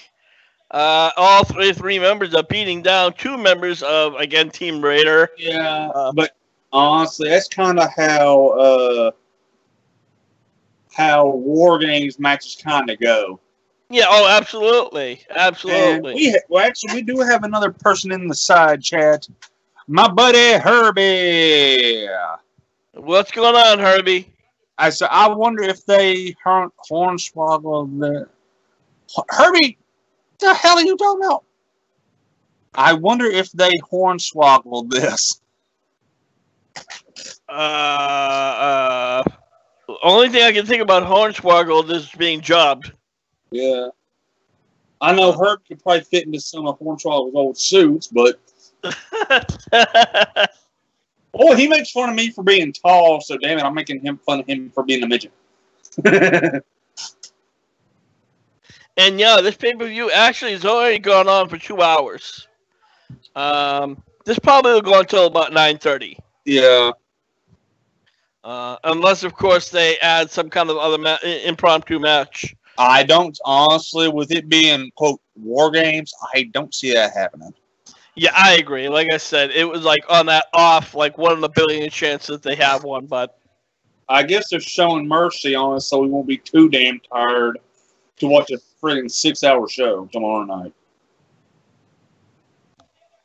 And the other half of War Machine is getting in the ring, and... The bald motherfucker! Yeah, Pete Dunne's been trying to get out 3 or 4 times, but the War Raiders are like, nope, sorry. Get your ass back in there. Pretty much, in short, yes. Oh! Oh. Running. Wow. I think when Pete Dunne does hit the ring, he's going to hit it like a house of fire. I've never really been a fan of Pete Well, I mean, Dunne. because he's been wanting to get in there and get in there and get in there and get in there. Wow. Damn. I'll fuck you up.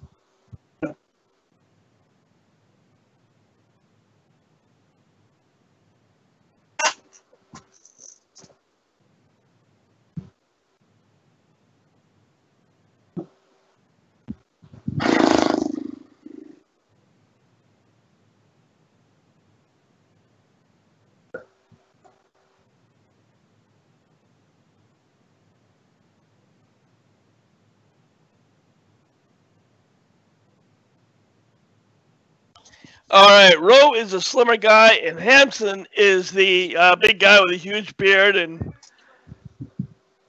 it took me a few seconds to actually listen because when I had the headset on, I really can't hear the commentating.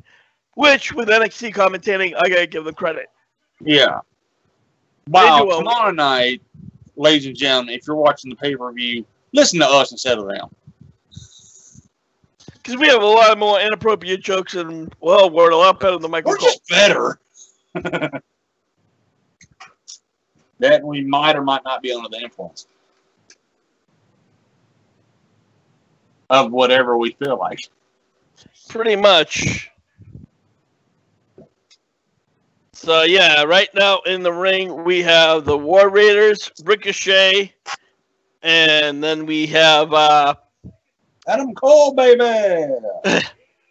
Adam Cole, what is that? Robert Strong, and then I forget the other guy's name. Yeah, I only know Adam Cole and Roderick Strong. So.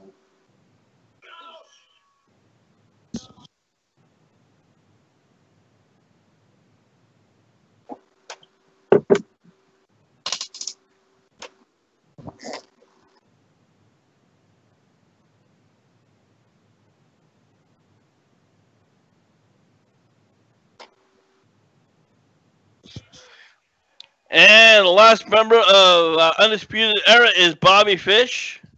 What the hell? Hold on.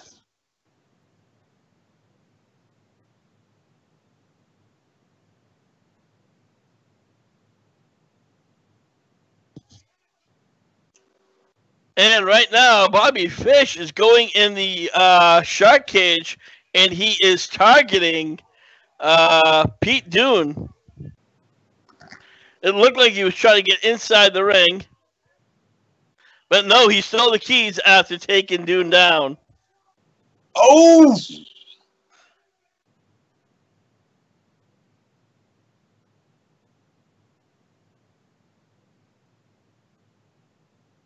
And he tosses the keys, so I'm sure that at some point we're going to see Dunne come out, or Yeah. if he fails to come in, will that consider him abandoning the team? Thus, the Undisputed Era getting the win. Because they mentioned that they very clarified if someone leaves the ring, then that team forfeits. But since you didn't, Pete Dunne never left the ring, that can't be a forfeit. Well, he didn't make it in either. Yeah. So it's going to be interesting. Right now, Undisputed Era, it just brought in a whole shitload of Bobby Fish. Brought in a whole bunch of chairs, which the Undisputed Era chairs. And they are just laying waste to Team War Raiders. While Pete Dunne is locked in the cage, and he got a quick attack from Bobby Fish along the way. Yeah.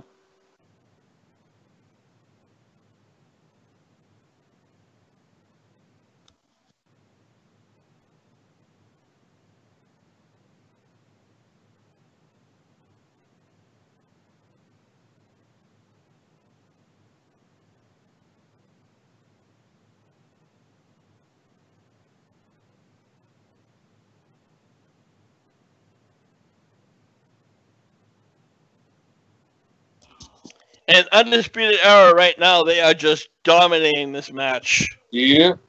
They're not even. They're just they are while they're taking out a wrestler, the rest of them are just kind of chilling out. You know, And this match was actually laid out in the classic War Games formula. Yeah, I think, again, Joe pointed that out. The only difference is, of course, there is no ring top. Yeah, but I'm actually how they laid the actual physical guys in the ring working thing. Because it started out with the heels having the advantage. They did something dirty, and it just worked out how it works out. That's the damn formula, and it works. You know? Absolutely. And again, the Undisputed Era, they're pretty much what they're doing is they're just tossing everybody up against the cage. Yeah. They're not even really doing any major wrestling moves. They're just picking up and throwing people around and taking breathers in the process. So, and really, right now, the big asterisk is Pete Dunne. And let's see what's going to happen if he makes it out or not. I could care less about Pete Dunne. I know a lot of people like me. I don't know. Never really been a fan of the guy. Watched his wrestling matches. Okay worker, but nothing really to, be ranting about. And he does these sick, small joint manipulations. It just makes us squirm. Like he'll target some damn fingers and shit. Yeah, up and right now, Dunne is supposed to be out. They got one of the locks on, but Bobby Fish took the lock from their cage and hit a lock. So now there's two locks, and that's why he threw the other key down. So they got one of the locks off, but the second one not there just yet. And again, right now, this is where Undisputed Era is done. They're bolt cutters. Yeah.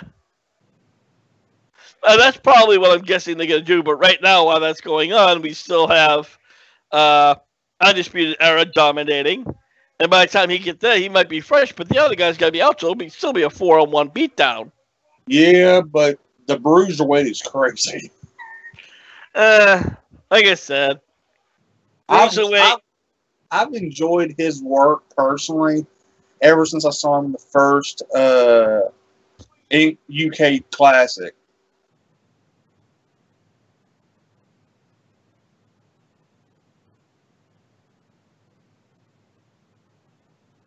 In oh damn it, fucking Juan. War Raider that had long hair, didn't he get like bloody as hell in the last War Games? I don't remember. That is the big long haired dude Insanity. One of the two. Oh, yeah, I know who he is, brother. Oh, and right now Dunne is out.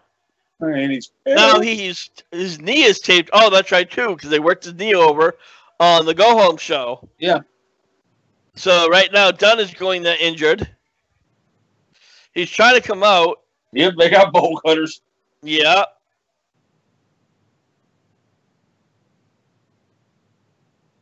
Yeah, I know they usually use NXT as a testing ground for new gimmicks. Yeah. I cannot wait until they bring this up. Who? Dunne? No. This gimmick match. Oh. No, So, I think they're gonna keep this exclusively with NXT. Gimmicks for probably the past 20 damn years. No, this is gonna stay. I'm willing to bet this is gonna be strictly the undisputed. NXT specialty match, because again, this is where you want to show who talent really shines. And is Mr. Knight with us, or Joe, you back to? Apparently not. He said he needed to go get coffee. Maybe he fell asleep on the way to get it.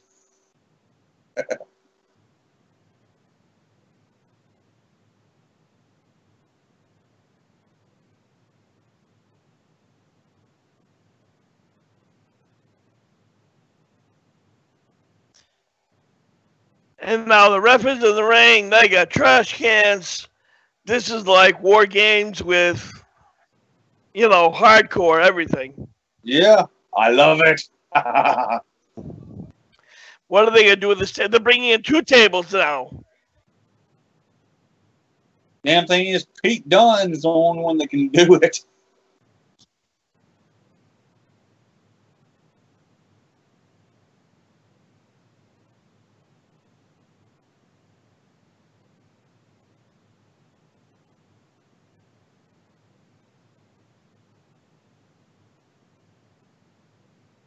I wonder what other variations they're going to have on War Games. You know what? That would be a good, trivia question. I honestly don't know. So, for those of you who, because I know, well, you know what? I know the answer, but I'm wondering what WWE's going to do on the variations of War Games. I'm sure they're going to switch around the rules a little bit, but I'm guessing the format itself is still going to stay relatively the same. So that's definitely an interesting question, how they're going to play that out. Well, I guess it's one of those things you have to wait and see.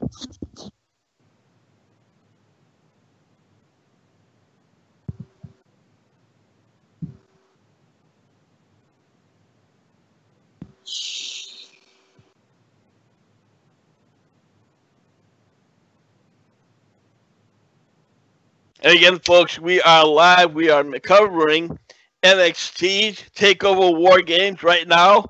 War Games is in full swing. All 8 members are in the ring. And it's been the final lockdown. Or as I call it. And keep in mind, every Thursday nights or Saturday nights, Hardcore Wrestling Radio brings you 4 Corner Rants. Yes.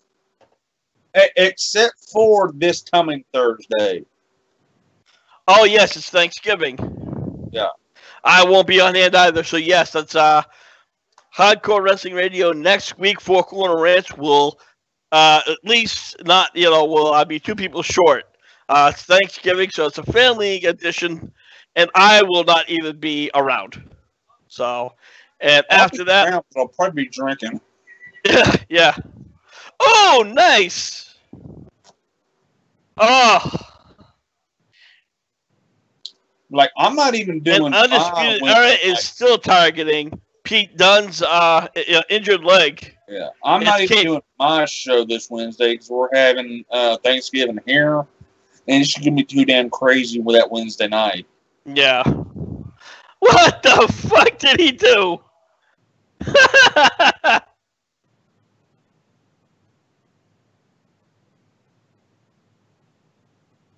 He's back.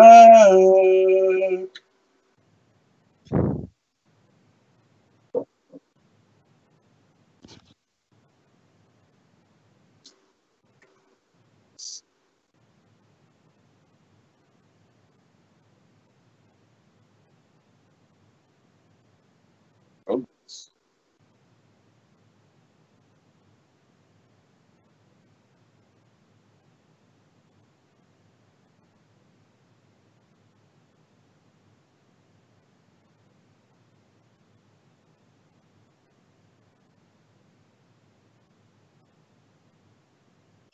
Yeah, now some of the bigger spots are coming in. Yeah. Alright, I am back. What did I miss so far? Well, right now, all members are in the ring. Pete Dunne, of course, had problems getting out of his shark cage because as Bobby Fish got out, he attacked him inside the cage and then took the lock from their shark cage and locked the cage and threw the key out, so they need bolt cutters. But again, while they were doing that, it was 4-on-3 and Undisputed Era was dominating. Now inside the ring, they have everything. They have tables, they have kendo sticks, and they even have a trash can in there.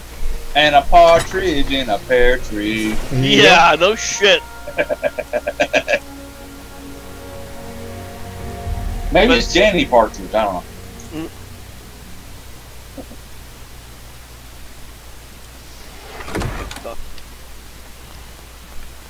Now, Joe, this week, we were just talking about our Four Corner Rants. We usually have it on Thursday night. Are we doing Saturday? What's the story with that one? Well, you know what I was thinking. I don't know. I know Saturdays, depending, it's probably bad for. I would say it's almost bad for all of us because we are. I know for me, I might be working, so I might be here late, like 8:30. If Johnny can come in and be available during the time after like 9, I think I could get us all set up by 9, and we can go back to Thursday nights, because Saturdays I seen is bad for Kayla because she wrestles. Well, the only reason we ask is, well, Thursday is Thanksgiving. Oh, for this Thanksgiving? Definitely. I don't think it's going to happen this Thursday night, so... And just to let you know, due to medical reasons, next Thursday I will not be on hand. I might come in on Skype pending on the situation. I'll talk to you guys more about it after the show. After, hold on. Got you. And right now, we have a chain with lockers in the ring, and it looks like Pete Dunne is done.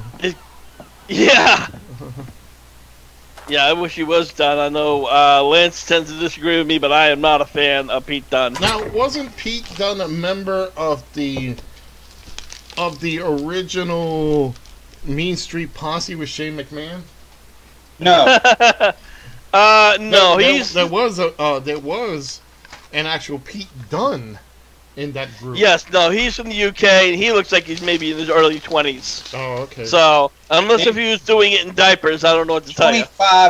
25 at most, probably. Yeah. I don't know. I mean, like I said, Done in that Mean Street Posse. It was Pete Gas. Pete Gas. Okay. There are bound to be mistakes. Lord knows I made enough of them tonight. Well. No, trust me. Tonight is nothing. Wait till tomorrow. Well, tomorrow night's just a mistake altogether. Oh, I'm gonna drink a whole damn bottle of wine tomorrow night. Sure. Yeah, it's gonna be just a hot mess. And funny thing, I've been saving that bottle for tomorrow night for about 3-4 months. Yeah, and you know, one of the matches, guys, is Brock Lesnar versus AJ Styles. Nope, Daniel Bryan. Oh, Daniel Bryan, that's right. Daniel Bryan got the win. You know, I don't know exactly why they gave him the title. Because they did AJ versus Brock last year. Yeah, that I remember. I just got maybe they didn't want to see AJ Styles lose to somebody like Brock Lesnar. You know, I don't know. Like I said, I mean, Daniel Bryan and AJ Styles, they have a long history outside of WWE. They worked in Ring of Honor together for quite some time. Yeah, I don't hold. You know, guys, gonna have to check again. Gonna have to Wikipedia this one. I believe they also worked in New Japan Pro Wrestling. I know that AJ worked with Shinsuke Nakamura at that, you know, at one time. Yeah. So again, guys, please help me out with that. My trivia kind of sucks. No, because when AJ was in New Japan, Daniel Bryan was in WWE. Okay. But they did work together at Ring of Honor. Yes, they did. Hell yeah. So we will allow that. And like I said, I mean, the match itself wasn't too bad. On SmackDown, I honestly did not expect Daniel Bryan to get the win. Yeah. I guess they wanted to just give him his due at least, you know, like. I thought he was going to get punished for not going to UK, not going down to Crown Jewel. Well, apparently there's some things that some people, I guess, I don't know. And apparently he made the right choice after what's came to light through the news. What's that? I mean, obviously about the. Had that dude hit. Yeah, so it was a personal hit then. Yeah, Well- as in had him murdered. Well, you know what? I don't think it would have had affected the WWE anyway. You know, so. Oh Jesus! Sorry. Right now they have the table just collapsed when they put him on. I don't think he locked the table properly. I'm referring to Samson from War Raiders. Okay, which one is that? War Raider. Long hair, Samson no is hair. all hair. Okay, All hair. Looks like a Neanderthal. okay. It's so easy. Even a caveman can do it. Yeah. Hey, that's racist. No, I'm not.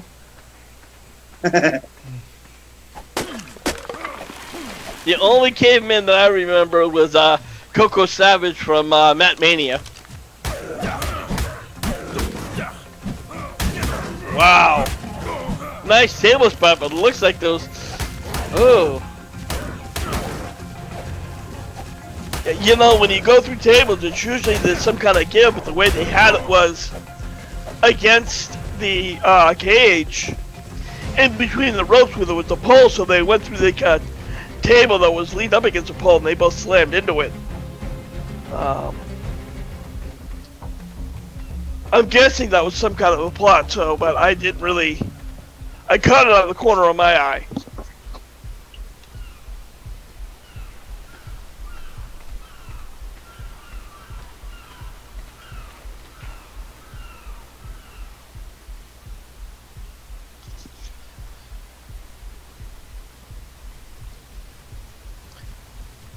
Yeah, and right now, every time Team Raiders seems to kind of get the upper hand. Undisputed Era just knocks them right back down to size. Right now, Ricochet is taking care of business, and he has, I forget his name. God, not Adam Cole, not Bobby Fish, not Roderick Strong. That one guy. Yeah, that guy.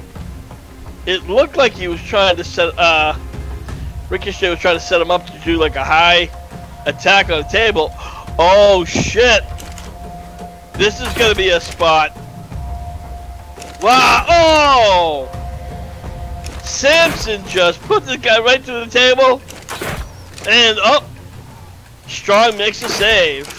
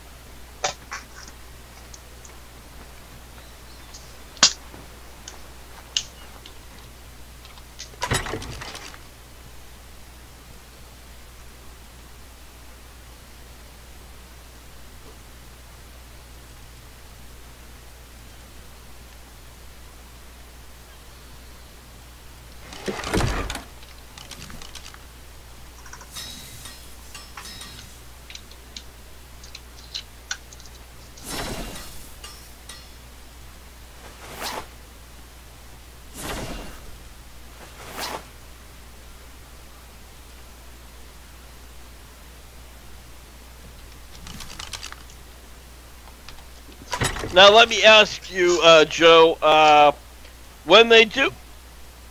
Wait a minute, hold on. What? When they do something, Papa? What was that?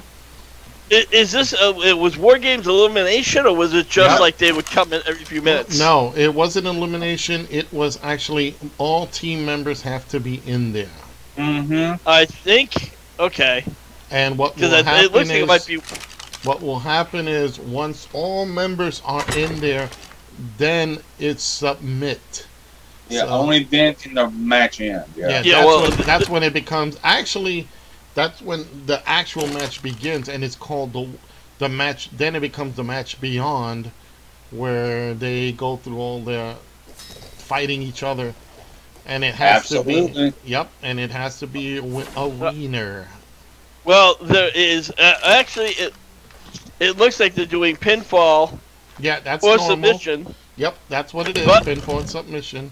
Also, however, should one person exit the cage, they're abandoning their team. Yeah, that's And, thus and they that lose. their team loses. right. Well, that's the only new thing that they added because that wasn't never part of it because you couldn't leave the cage in the old Yeah, war 'cause- games. Yeah, exactly. And right now they have there is Ricochet, and I believe that is Adam Cole. Cole. Yes, it's Adam Cole who are both atop the cage. Yeah, and that's their famous thing going. And yeah, so yeah, no, they got everybody coming. Oh, they got nice. Be done. It is a double backdrop suplex, like a Tower of Doom coming, and that's from on the ropes, on the top cage, and it looks like Adam Cole's gonna have a bad night. Wow! Baby. Oh! That's like a Tower of Doom special. They You know, let it tell- That, I'm gonna go. I know I'm the odd one out here, but and I don't need to actually be watching it to kind of get an imagination of what they're doing. But you know, this is why these guys' careers don't last long. You know, they don't know how to. You know, it's all the about the hell? flippity moves. no, it was like I said, they had like 6 or 7 guys. Everybody on that one part of the ring. One part of the cage. Yeah, it was like the War Raiders looked like they were going to do. Actually, no, it started off with Pete Dunne trying to do a suplex to Adam Cole. Then, of course, Bobby. Oh, hold on. Oh no, this is gonna be nice. Okay, it's basically everybody Oh. except for Ricochet. Yes, it basically suplexed, got backdrop. Like I said, it was a Tower of Doom specialty because it was off the cage while the guys were standing on the ropes. Basically, that one War Raider took everybody except for Ricochet to Suplex City, bitch. What the hell are you doing, Ricochet? What the fuck? Damn! Yeah, did you see that spot? I was waiting. I'm like, oh, and then just a replay. That's like a What double he had done. twist or some shit. Yeah, he had done an inverted 460 splash from the top rope, and pretty much all the guys had to catch him. Yeah. Yep. Because if he had hit a botch shot, that would have been a career. You get know it. he's thinking, God, I hope they fucking catch me. Yeah. Or I'm blowing everything. By the way, guys, I know this is off the wrestling related. I actually was given I'm gonna start setting them up soon. A whole Flash superhero costume. So it's a genuine DC Flash costume. So you're going as James Ellsworth? Well, no, I'm not showing my junk. Oh, Wolf Flat. Oh, okay. I got you now. And speaking of That's superheroes, a Flash her. we lost a true legend to the Stan. comic book industry. Yep. Stan Lee. But you know what, guys? What a run he had. 95 years old, and he is probably the most well-known, comic book writer. I don't even remember a lot of the DC writers. Like, if you asked me which one was, I wouldn't know. Yeah, it's a sad thing when you have someone like Stan Lee, because you know now that he's not around, they're gonna screw up his stuff. Hollywood is just I know gonna they go. say Hollywood? No, you're talking about Disney. Yeah, Yeah. that too. I know And they it's a say shame- only good die young, but well, he was good and he died at 95. Yeah, and like I said, it's still hard to lose a legend like that, regardless. Yeah. And hopefully, Disney will be smart and carry on that legend. Because right now, DC Comics, they're starting to come back out with a lot of their movies, especially, of course, Justice League and Batman vs Superman. two great movies. I'm waiting for the next Justice League movie to come out. Yeah, Justice League movie was okay. The only thing I had an issue with was that they should have given the kid that does the Flash TV show his due. They should have gave him that opportunity to be on the big stage. Yeah, that's the only thing I'm not a very big DC guy, but I can't wait for the next Suicide Squad movie. Yeah, that's it. Anything that has Mainly because I want to see Margot probably get back in them shorts. Yeah, that's what saves those movies. Hey, a little bit of ass can go a long way. Oh, absolutely. Nice gut wrench. Oh no! Hey, Rick, hey, that long-haired War Raider is agile as hell. No, yeah. Springboard, a front handspring, cartwheels. Adam Cole almost got the win off Pete Dunne. Mm-hmm. Pete Dunne went for a gut wrench suplex, but Cole countered it with a DDT. Oh, there you go. Yep. Wow. Match is over. Well, hang on. Rants is like, hold on, please. Yeah.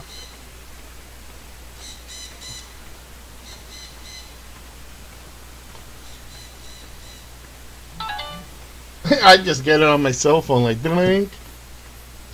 Oh!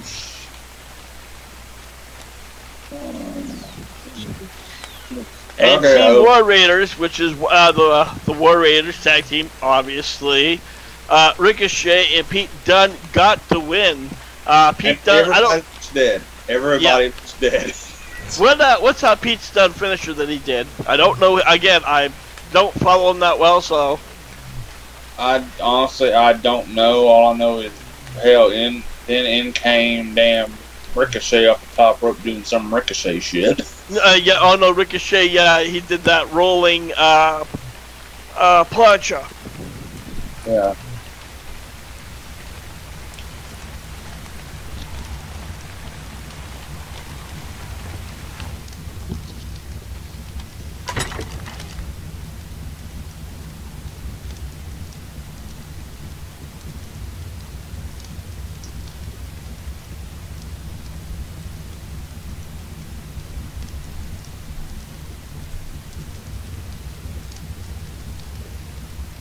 Why can't WWF's belts look like those?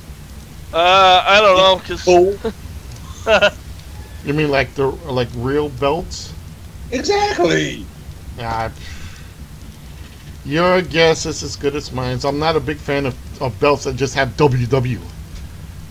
Yeah. That's kind of lazy man's work belt. Now, granted, the belt that I actually recognize as the WWF or E belt ended in about 20 years ago.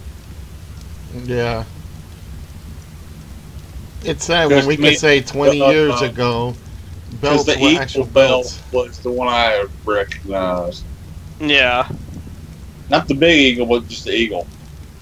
Or the winged eagle. Yeah, that was definitely probably, what you would call a title. Yeah, exactly. The one that Bret Hart held, Hogan, Macho, HBK, Diesel, Ric Flair. Yeah.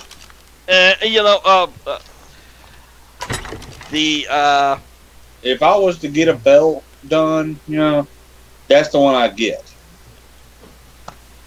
Wow, yeah, and then re-showing those spots. Go ahead. And I'm just saying I've looked into that, getting one of those. Personally, I wouldn't.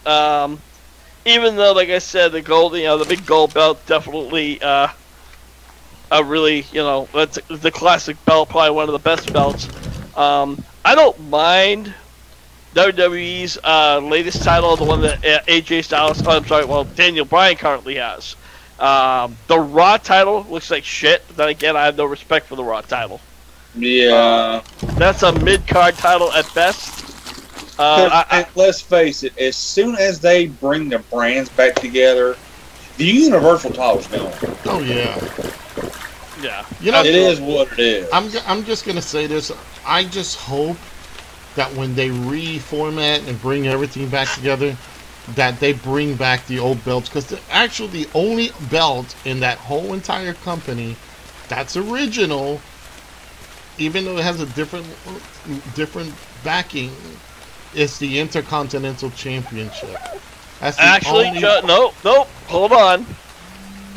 It does have it has the original. The whole belt is original. Yeah, but it used to The be strap. But it used to be just all black. Yeah. No, actually, no. Remember when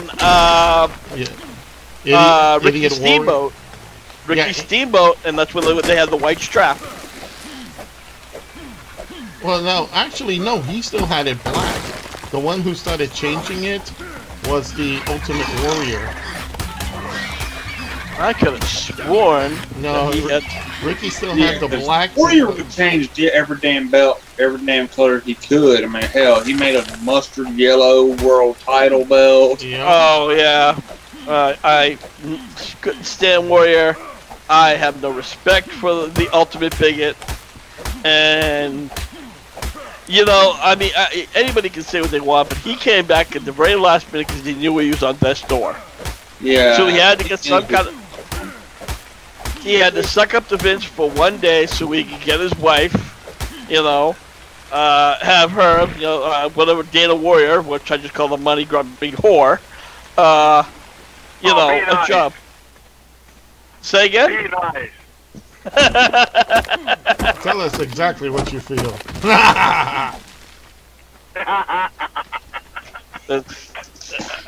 Yeah, I don't know. Dana Warrior just like. The funny thing is when she comes out sometimes she does the Warrior thing where she shakes the ring. I'm like, come on now. You know what I mean? That's when it begs the question. It's like, darling, how many times did you get beaten? How much child wife abuse did you get? You know, I'm just making money now. Like, yes, dear. Yeah. And I remember that when people were, you know, calling out Warrior, while, you know, because if you watch some of his blogs or his podcast, he really comes across as a bigot. Yeah. And an asshole. And he just... Yeah. He thinks he's better. He was... You know, he thought he was better than everybody. And again... He thought his shit was staying. You know, and here's a guy that came exactly... You know, it's funny. You gotta laugh because in wrestling we have yin and yang. You have the Warrior who was an asshole, and his tag team partner Sting was a great guy. Yeah. Well, I mean, they were both equally decent before the Ultimate Warrior went to the WWF. Yeah.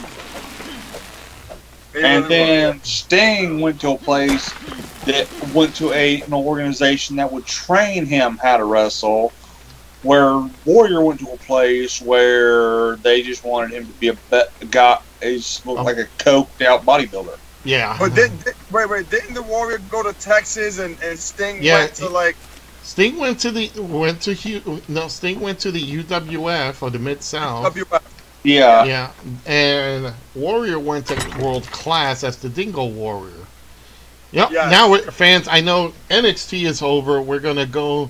This you could say this is kind of after pay-per-view. They know how we do, Dan. Yeah, they know how we do. So I'm gonna switch it over to the Four Corner Rant screen right now. So we're just gonna have a little bit of fun here. We just saw Survivor Series. And Well, me and Rick did. yeah, the fans probably did too. Oh, yeah, that's true. Somebody has to watch this pay-per-view, not me. I But, would suggest tomorrow when you get your network back on, check it out. It's pretty yeah, good. I'm just gonna go put money in my card tomorrow, or get one of those quick debit cards. To be honest, I get about 4 of those, and that's my network for the year. Yeah. That's crazy. But yeah, you know what? I might just do that. Just go and do that. But yeah, folks, you know what? It's we're gonna go a little bit. You know what? We're talking here about the Ultimate Warrior and Sting, and let's play a little bit with this. You know, let's talk. We got the guys. Yeah, well, here. hang on. Let's see if the fans know this. What was the Ultimate Warrior and Sting's tag team name Good to point. the fans? Yeah. That's a good question. Yeah, Good question. We'll leave it up to the fans to see who they were, and let's put it like this: they were named after a movie. So we'll just leave it like that for now. Is our good friend George online here? So Yes, we he can, is. He's over in the HWS show, I believe. Wait, is he over there? Because I hadn't seen him talk since the very beginning of the broadcast. And we have Wicket 133. He says, "I wonder if they hornswoggle this." I don't know what. I'm real close with Herbie and also George. I don't know if Herbie's brain damage kicked in, or because I have no idea what the fuck. Yeah, I was like, when he said that, I'm like, oh, okay. I think that's supposed to be funny. You leave Herbie alone. He's the love bug. Oh wait, that's a car. Wait, hey Herbie, I think Joe wants to be on Lovey Dovey with you. He called you a love bug. Oh, no, it was the car. Oh, Sure, You damn people, don't make me feel that old. Walt Disney, Joe, Dean what was Jones. the number? Joe, what was Yes, the number on the car? What now? What was the number on Herbie the car? What was the number? Oh, dude, now 51, I think. No. I don't remember. Come on, Joe. No, I'm serious. I do not remember. Rick was really close. I mean, Is it 51 or 15? Oh, you went way too low with that 15. Oh, so I'm like, You're like, okay, enlighten us. Like, I surrender. 53. 53. Okay, so I was in the 50s, so I wasn't too far off. That's what I'm saying. You were really close. Yeah, I knew it was 5, but I'm like, I knew it was in the 50s, but I kind of said, okay, that was more of a halo, where I was just, kind of just pulled a number out of my ass. Yeah. It's good. You did good. Yeah. Good though. 51 was You good. did good, Jimmy. You did good. You did good, kid. You did good. Yeah. You live another day. Yeah, and again, talking about good, guys, overall, this is a great pay-per-view. Ain't no way in hell Survivor Series is topping it. Ain't no way in hell. Lance, I'm gonna put this out there.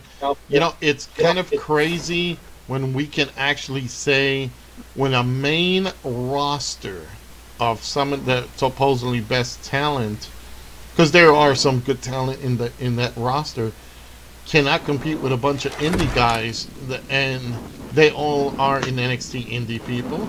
You know what, Joe? I'll put it like this. Name one time the main roster when they were going back to back with the NXT on the same weekend, like a takeover and a main show has beat NXT. Name one damn time. Well, I wouldn't necessarily say beat. I mean, they have plenty of times, but if I'm not mistaken, I think it was SummerSlam. First belt, the last belt. I don't remember the last, but I just remember that for the most part, yes, we've seen NXT takeover events supersede a lot of the other pay-per-views, and then in turn, I think we could honestly say at least one or two where probably not as memorable, but they were definitely of equal status considering. And so ladies and gentlemen that are above the age of 21, my advice to you, go to your local liquor store or Walmart, wherever you get your favorite bottle of whatever, get it, and let's have some fun, Survivor Series, because it's going to suck if you don't. Yeah, absolutely. We will be fighting prohibition here because we're going to be drinking like crazy. I've been doing that all night. So, But one of the Spark up, believe. Take out the liquor. And let's do this. Exactly. I'm sipping on some moonshine right now.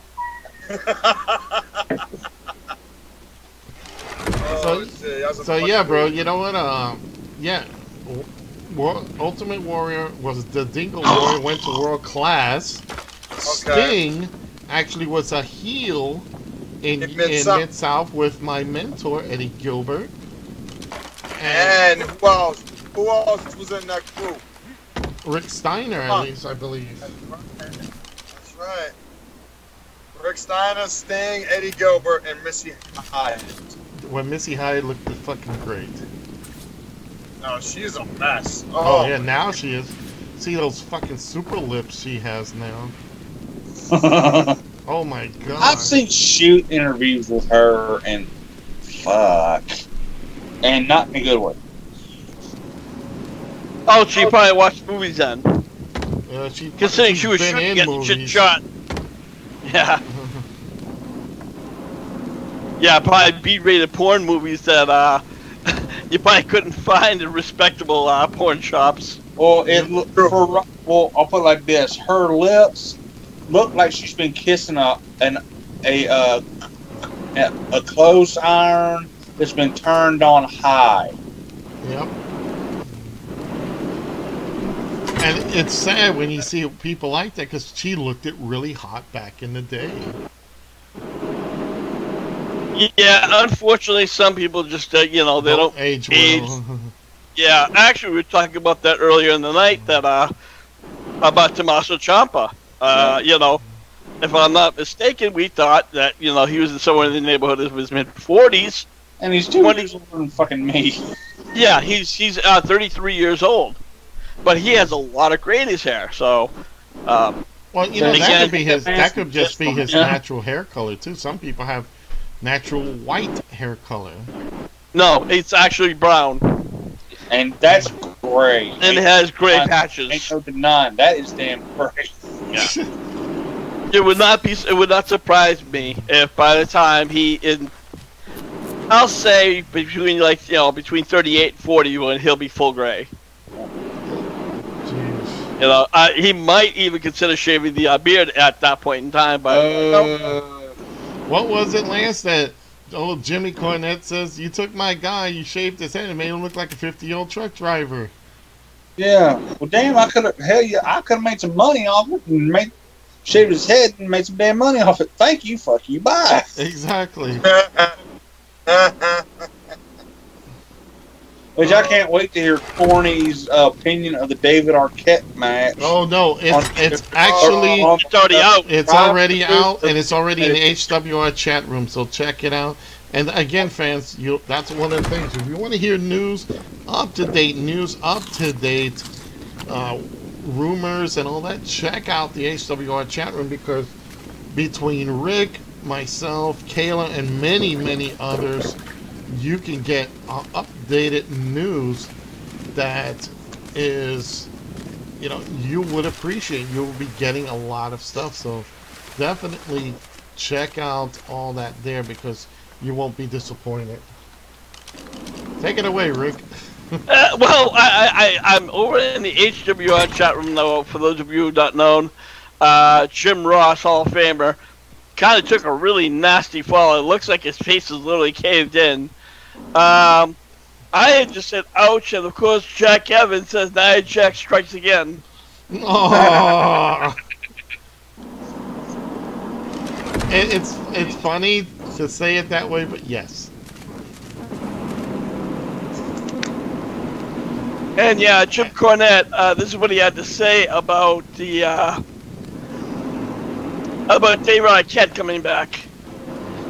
This AM bad B-movie actor had a hardcore garbage match with a bank robber drug addict at a dive bar somewhere in the front of dozens of scummy fans that became a shoot when the actor realized he was about to bleed to death from a line tube cuts.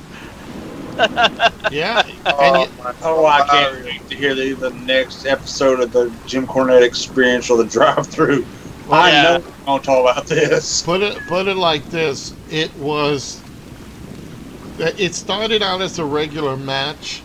Then they said no, it's gonna Nick Cage, who's never done Oh God, Nick Cage. he's never done a regular wrestling match to save his life. He decided to go and put this stipulation. No, it's going to be a death match. Now, first of all, it's David Arquette. Okay. Why would you do a death match with David Arquette? Because you want to kill David Arquette, and I approve. But you know, like in a business sense, Johnny would know you take this to different levels. First is a regular match. It doesn't, nothing happens. Then you take it to another match. Then finally you do a third match, and you end up in this little series. But you know, it's like stupid people do when they do these hardcore matches because they have no talent. They get into this match. David Arquette started bleeding buckets. He actually was swinging and punching because he didn't know what the hell was happening. And it's funniest to say, Nick Cage actually saved his life by taking him and pinning him and getting the match over with. Because if not, and this is where I have to say, the guy's a garbage wrestler, but at least he had some decency to save the man's life by ending the match and calling out people to say, hey, this guy's fucking gonna die here. If that was Lance, you know, if this was New Jack, what would we expect out of New Jack? He'd murdered David Arquette, which whoever David Arquette's promoter is, book that match because I think that'd be funnier than hell. Oh yeah, that would be like a revisiting of the Mass Transit incident. Oh. No, that'd be Gypsy Joe. That'd be Gypsy Joe incident. Yo, that was a bad fucking yard. I thought he was gonna kill that old man. Which, since basically David Arquette put the biggest black eye on the world title, New Jack, do what you gotta do. Now, this whole David Arquette match, when did that happen? Was that when he won Actually, the WCW? it's last night. Last night? Yeah. Who do you wrestle? Some trash wrestler. Nick Gage. Yeah. Nick Gage. Basically, the dude that used to run CZW. Well, that and the guy, I don't, maybe I'm getting this wrong, but he was the guy. Here's the thing, he was the guy who got thrown off the top of the top of all these stairs, or he was like on a scaffold with New Jack, and New Jack threw him off. No. That's Vic Grimes. Oh, Vic Grimes. Okay, I stand corrected. Because actually, New Jack was trying to kill Vic Grimes now. Yeah. And Sabu had something he had to say about Jim Ross's injury. Fuck Sabu. Of course. Well, okay, and I you know, guys, I'm quoting. There's a lot of hate speech in here, and this is what he had to say about Jim Ross. He's a pussy ass fag and an all around asshole. So fuck you, Jim Ross. I hope you die. You're a fucking kickhead. You're a fucking dickhead, cock eater, two-faced cunt, WWE fuckboy. Yeah. Yeah. And that's why he's not wrestling anywhere. Yeah. So, you know, I appreciate Sabu's actual body of work that he has done, but as a man, I just lost all respect for that son of a bitch. I've never been a fan of Sabu. You know, again, he was one of those. He's one of those hardcore wrestlers, but again, he just is an all-around dick. I don't think anybody's ever really had anything nice to say about him. He has way too much of an attitude. If he didn't have an attitude and was more of a professional, he probably could still be wrestling in WWE right about now. And that's, again, if he didn't have the attitude that he has today. Or he's had pretty much his whole life. Well, and that's why, if you look at him, that's why guys like that will never get anywhere. Because they believe their own press, and they still in that ECW mentality that they're the greatest thing. And look where he's at now. He's not doing anything. He's literally, his body is fucking destroyed. Yeah, he's a broken man. Yeah, I mean, he's in the same. Him and Dynamite Kid can share the same wheelchair because that's yeah. The funny thing, most of the damage he did to his body, is to himself. no, did not happen in ECW. Most of the damage actually came in Japan. Yep. For FMW. Which, to be honest, is my favorite Japanese promotion. Now, here's a question. You guys were talking about wrestlers who can't seem to get past their own gimmick. Yeah. And I definitely, Enzo definitely qualifies for that. How you doing? I don't know if you guys have heard the recent news on him. The vaping thing? No. Well, oh yeah, he got thrown off of a plane for yes vaping because he said, "Hey, vaping's not smoking," and apparently he had to argue this to the point where he got thrown off a plane. Okay. So he's got. Go ahead, Rick. I'm just. You know what? Is it me? Because I'm sure it has to be me. But the level in this generation have become stupid beyond stupid.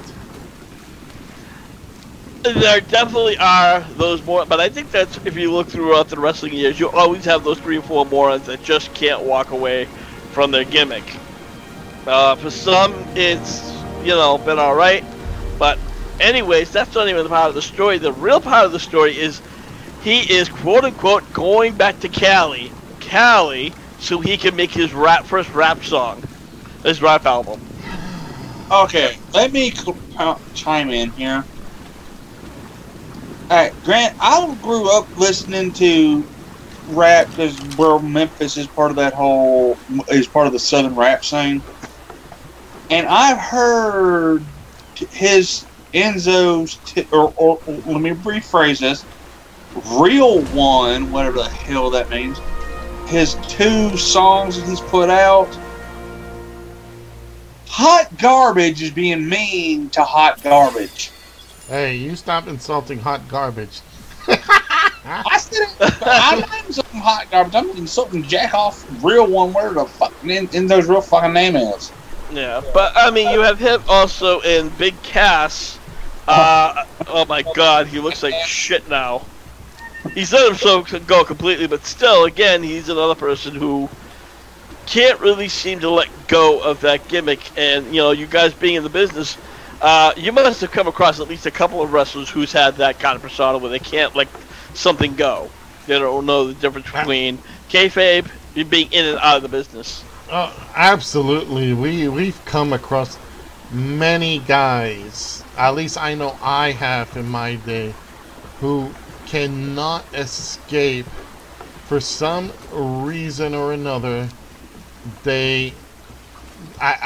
honestly believe that they lost who they were, and they legitimately have no longer common sense. And I'm not gonna go full all around, but I'm gonna say Big Vito was one who believed his own, hey, I'm Big Vito, well, I'm fucking Joseph Knight, how the fuck are you?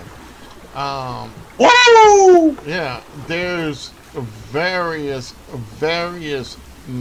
people, but and some of the other ones are good friends of mine, and I'm not gonna say bad about them because they're still to this day awesome guys, but some of them in the business, Lord, I swear they actually, because they get a little belt that's handed to them. You don't win belts in this business, you're handed to them. It's like you're appointed, okay, you're gonna win today.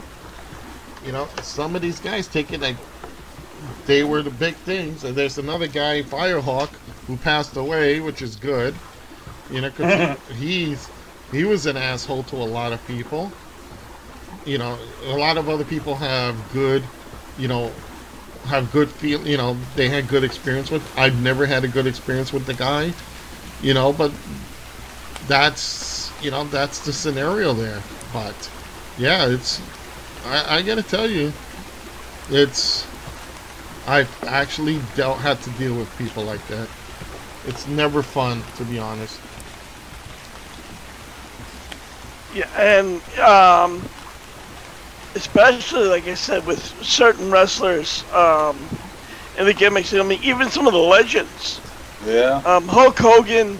It's usually only when he's in public where he kind of has that yo brother. You know, when he's Terry Boyer, who unless they deal with actual real situations, he can let go of it. He understands as a celebrity, he has to have that gimmick. Now, Ric Flair, again, is you know, exactly. Now, you have to really beg the question, did Ric Flair take a character and make it a kayfabe, or did he eventually find the kayfabe? He even says it, and the other Horsemen, when they did interviews, they actually say it. He lived it. There was no change. He damn near died it. Yeah, he legitimately, you know, he actually lived it. So, well, yeah, that came to my question, which was it the chicken or the egg? So I'm guessing it's the egg, so to speak. Well, in this case, it was the woo before the wooer. Did the woo come before the Space Mountain? Yeah. Again, don't get me wrong, Ric Flair and Hulk Hogan both great, huge legends. I don't know. Andy's not here, and I'm not sure, Liz, if you remember, but we had an interview with Billy had his podcast, and it was Buff Bagwell. I was not involved. Okay. I think the only one was Andy. Yeah. And Buff Bagwell was so much in character. You know, I think he was doing that kind of a job where he was doing an escort service. Yes, he was. He was a male escort. Oh, then I might have been. Maybe. I don't remember. But the point was, he definitely had that, you know, I'm buff and I had the stuff, and he was promoting all the time. You know, when we tried to ask him a question, it was like, you know, we might as well be Mean Gene Okerlund, so to speak. Because that's how we'd have those responses. But you know, Rick, I gotta say this: there are times when workers would do that just for the hell of it, because that, you know, they're on a podcast, people are gonna listen to them. You know, do you want? Let's put it like this: do you want someone who's gonna be in character, or are you gonna have someone who's gonna sit around like, you know, Bobby Eaton or Nikolai Volkov, who basically, you know. Are you alive, sir? Hello? Tap, tap, tap. There's reasons they have managers. Well, exactly. Again, yeah. Like I said, yes, obviously, you know, Bobby and Nikolai Volkov, you know, wrestling legends in their own right. But yeah, so we've had those who, you know, not that they couldn't play the gimmick, but I think they just honestly had, you know, like you said, Bobby Eaton, he needed a mic, and Nikolai Volkov, unfortunately, because of his nationality, he had broken English. I think if you guys remember, Rhino was on the show. We had him. That was back in guys we never talked to. But yes, again, back in 2016, and he was completely out of character. You know, we got to remember too, he was running for office. True. I wish we could have got Glenn Jacobs. Yeah, he was from mayor in Knoxville. Yeah, but again, I think that backs up my point is that, you know, when he's you know, he obviously was able to work as a politician. I don't think he was, you know, like trying to get in there as Rhino. It showed that he could say, okay, hey, look, gotta put that character down. Now it's time for me to do, you know, some real business. Absolutely. Another a friend was good legend. Fred Ottman, if you guys remember him, he was the Shockmaster. Yeah, and he even did a little HWR promo. Yeah, Shockmaster.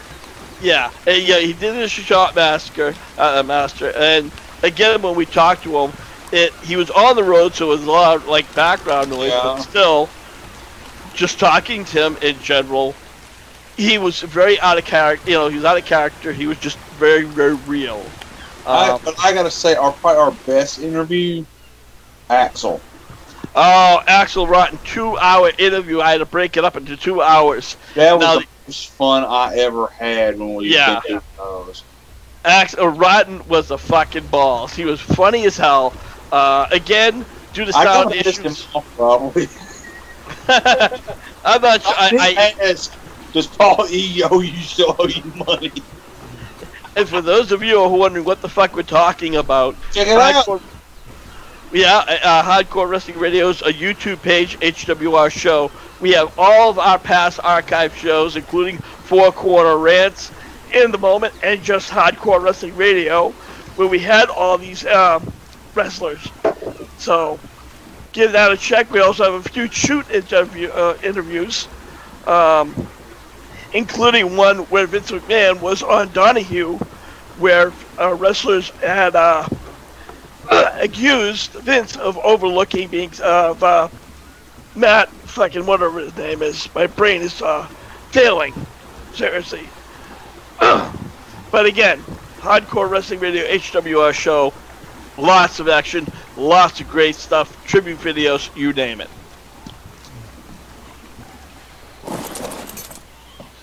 And we're all quiet. And I'm like, okay. And with that, friends, again, you can tune in every Thursday night at 9. We're going to say 9 o'clock, but this weekend, this week, yeah, we won't be available again. It is Thanksgiving, and we are going to observe that. We're going to observe the turkey being cut, and everything being dished out. But we will be back, and usually nobody's going to be around because on Black Friday, because everybody's going to run and try to grab stuff. That's racist! What? Black Friday? Yeah! No, it's not. Yeah. God, that's wrong. That's wrong. No, that Black Friday sales, like something they had during slavery back in the Civil Wars. That was the first Black Friday. Now that's racist! Yeah, you see? There's a big difference. Y'all want to come down? We got a real Black Friday going on here. Hey! What? Jesus, wow.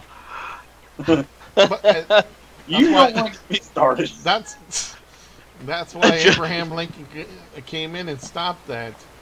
All right, that's why we're gonna move on here. Why can't we shut that sumbitch? Joe, you're also known as Skeldron Knight. You have a game page all the time where you're always doing play-by-plays. You also do a lot of retro games. Tell everybody about it. Absolutely, folks. When I'm not playing the cards here, Lord knows which cards, I am playing. Naked ladies.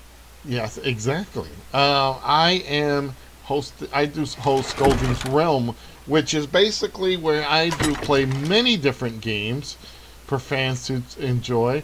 I do from retro games to today's games, like Ark, Survival Evolved, from Fortnite, Dead by Daylight, and then I go to the old arcade style games and Nintendo and different things. So you got to check me out on those.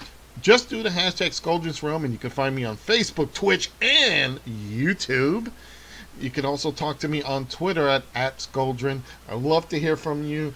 And we all got t-shirts. In fact, I'm going to bring the t-shirts out now. Where are the fucking t-shirts, Lance? Buy the shirts!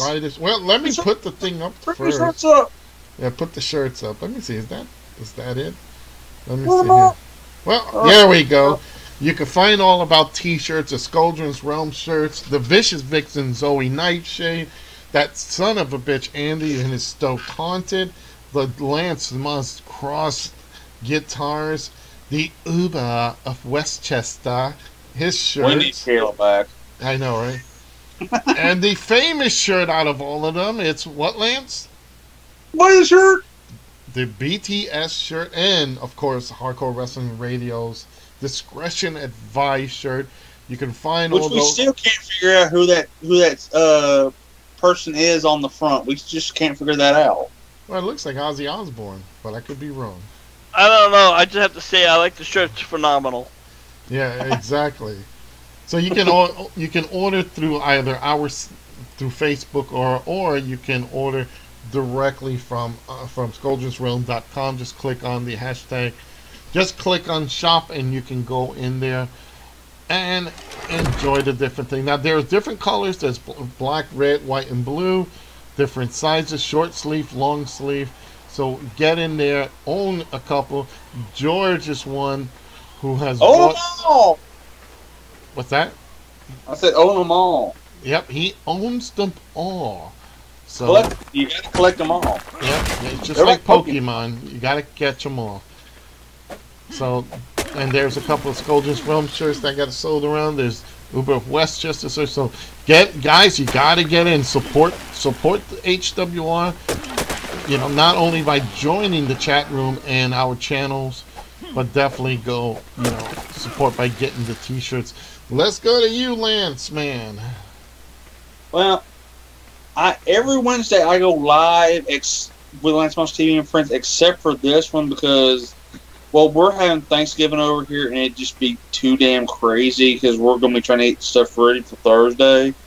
But Friday, I'm going to be starting a little series of videos on classic cars because I went to a classic car gallery and I got a few videos, and I'm going to start putting those up in premieres because I like talking to people in the side chat while the video premieres. So at 12:30 Central, 1:30 Eastern, whatever that is on the other time zones, that's what that is. But you can also check me out at Lance Moss TV on Twitter, and hit me, and subscribe if you haven't.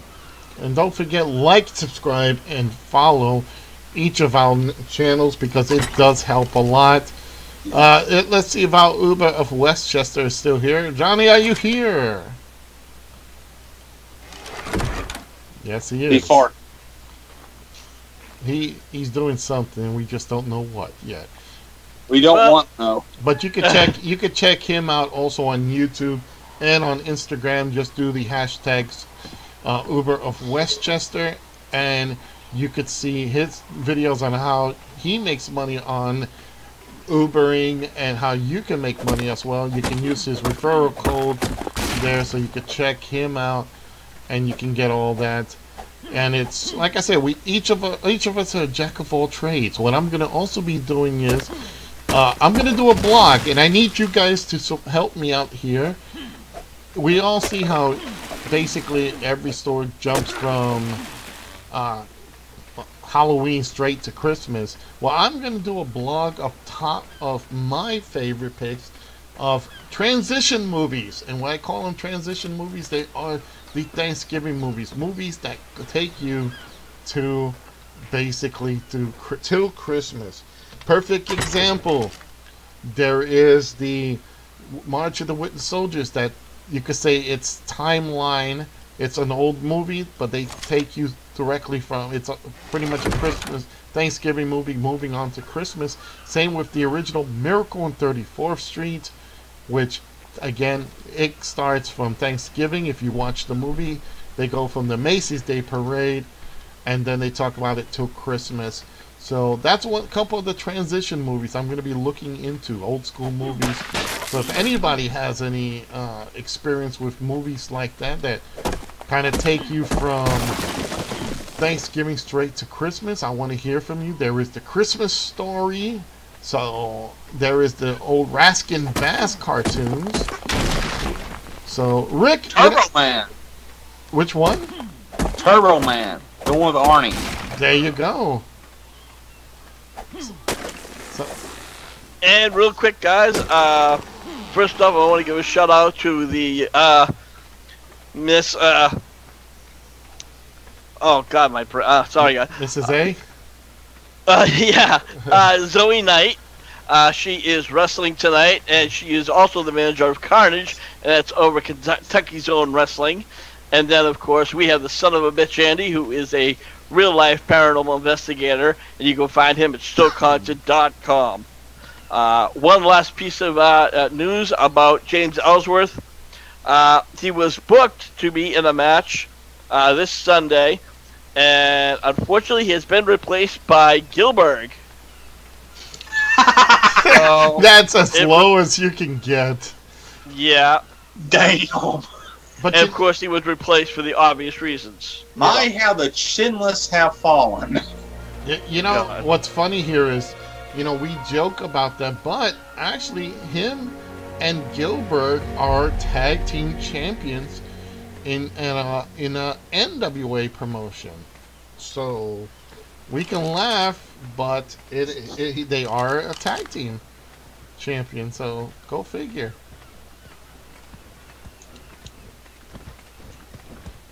And with that, guys, I am your host, Hardcore Wrestling Radio. So, for the Hardcore crew, this is Rickhead saying, we'll see you when we see you. Lance? Buy the shirts! And God help us tomorrow. I'm going to do my Phyllis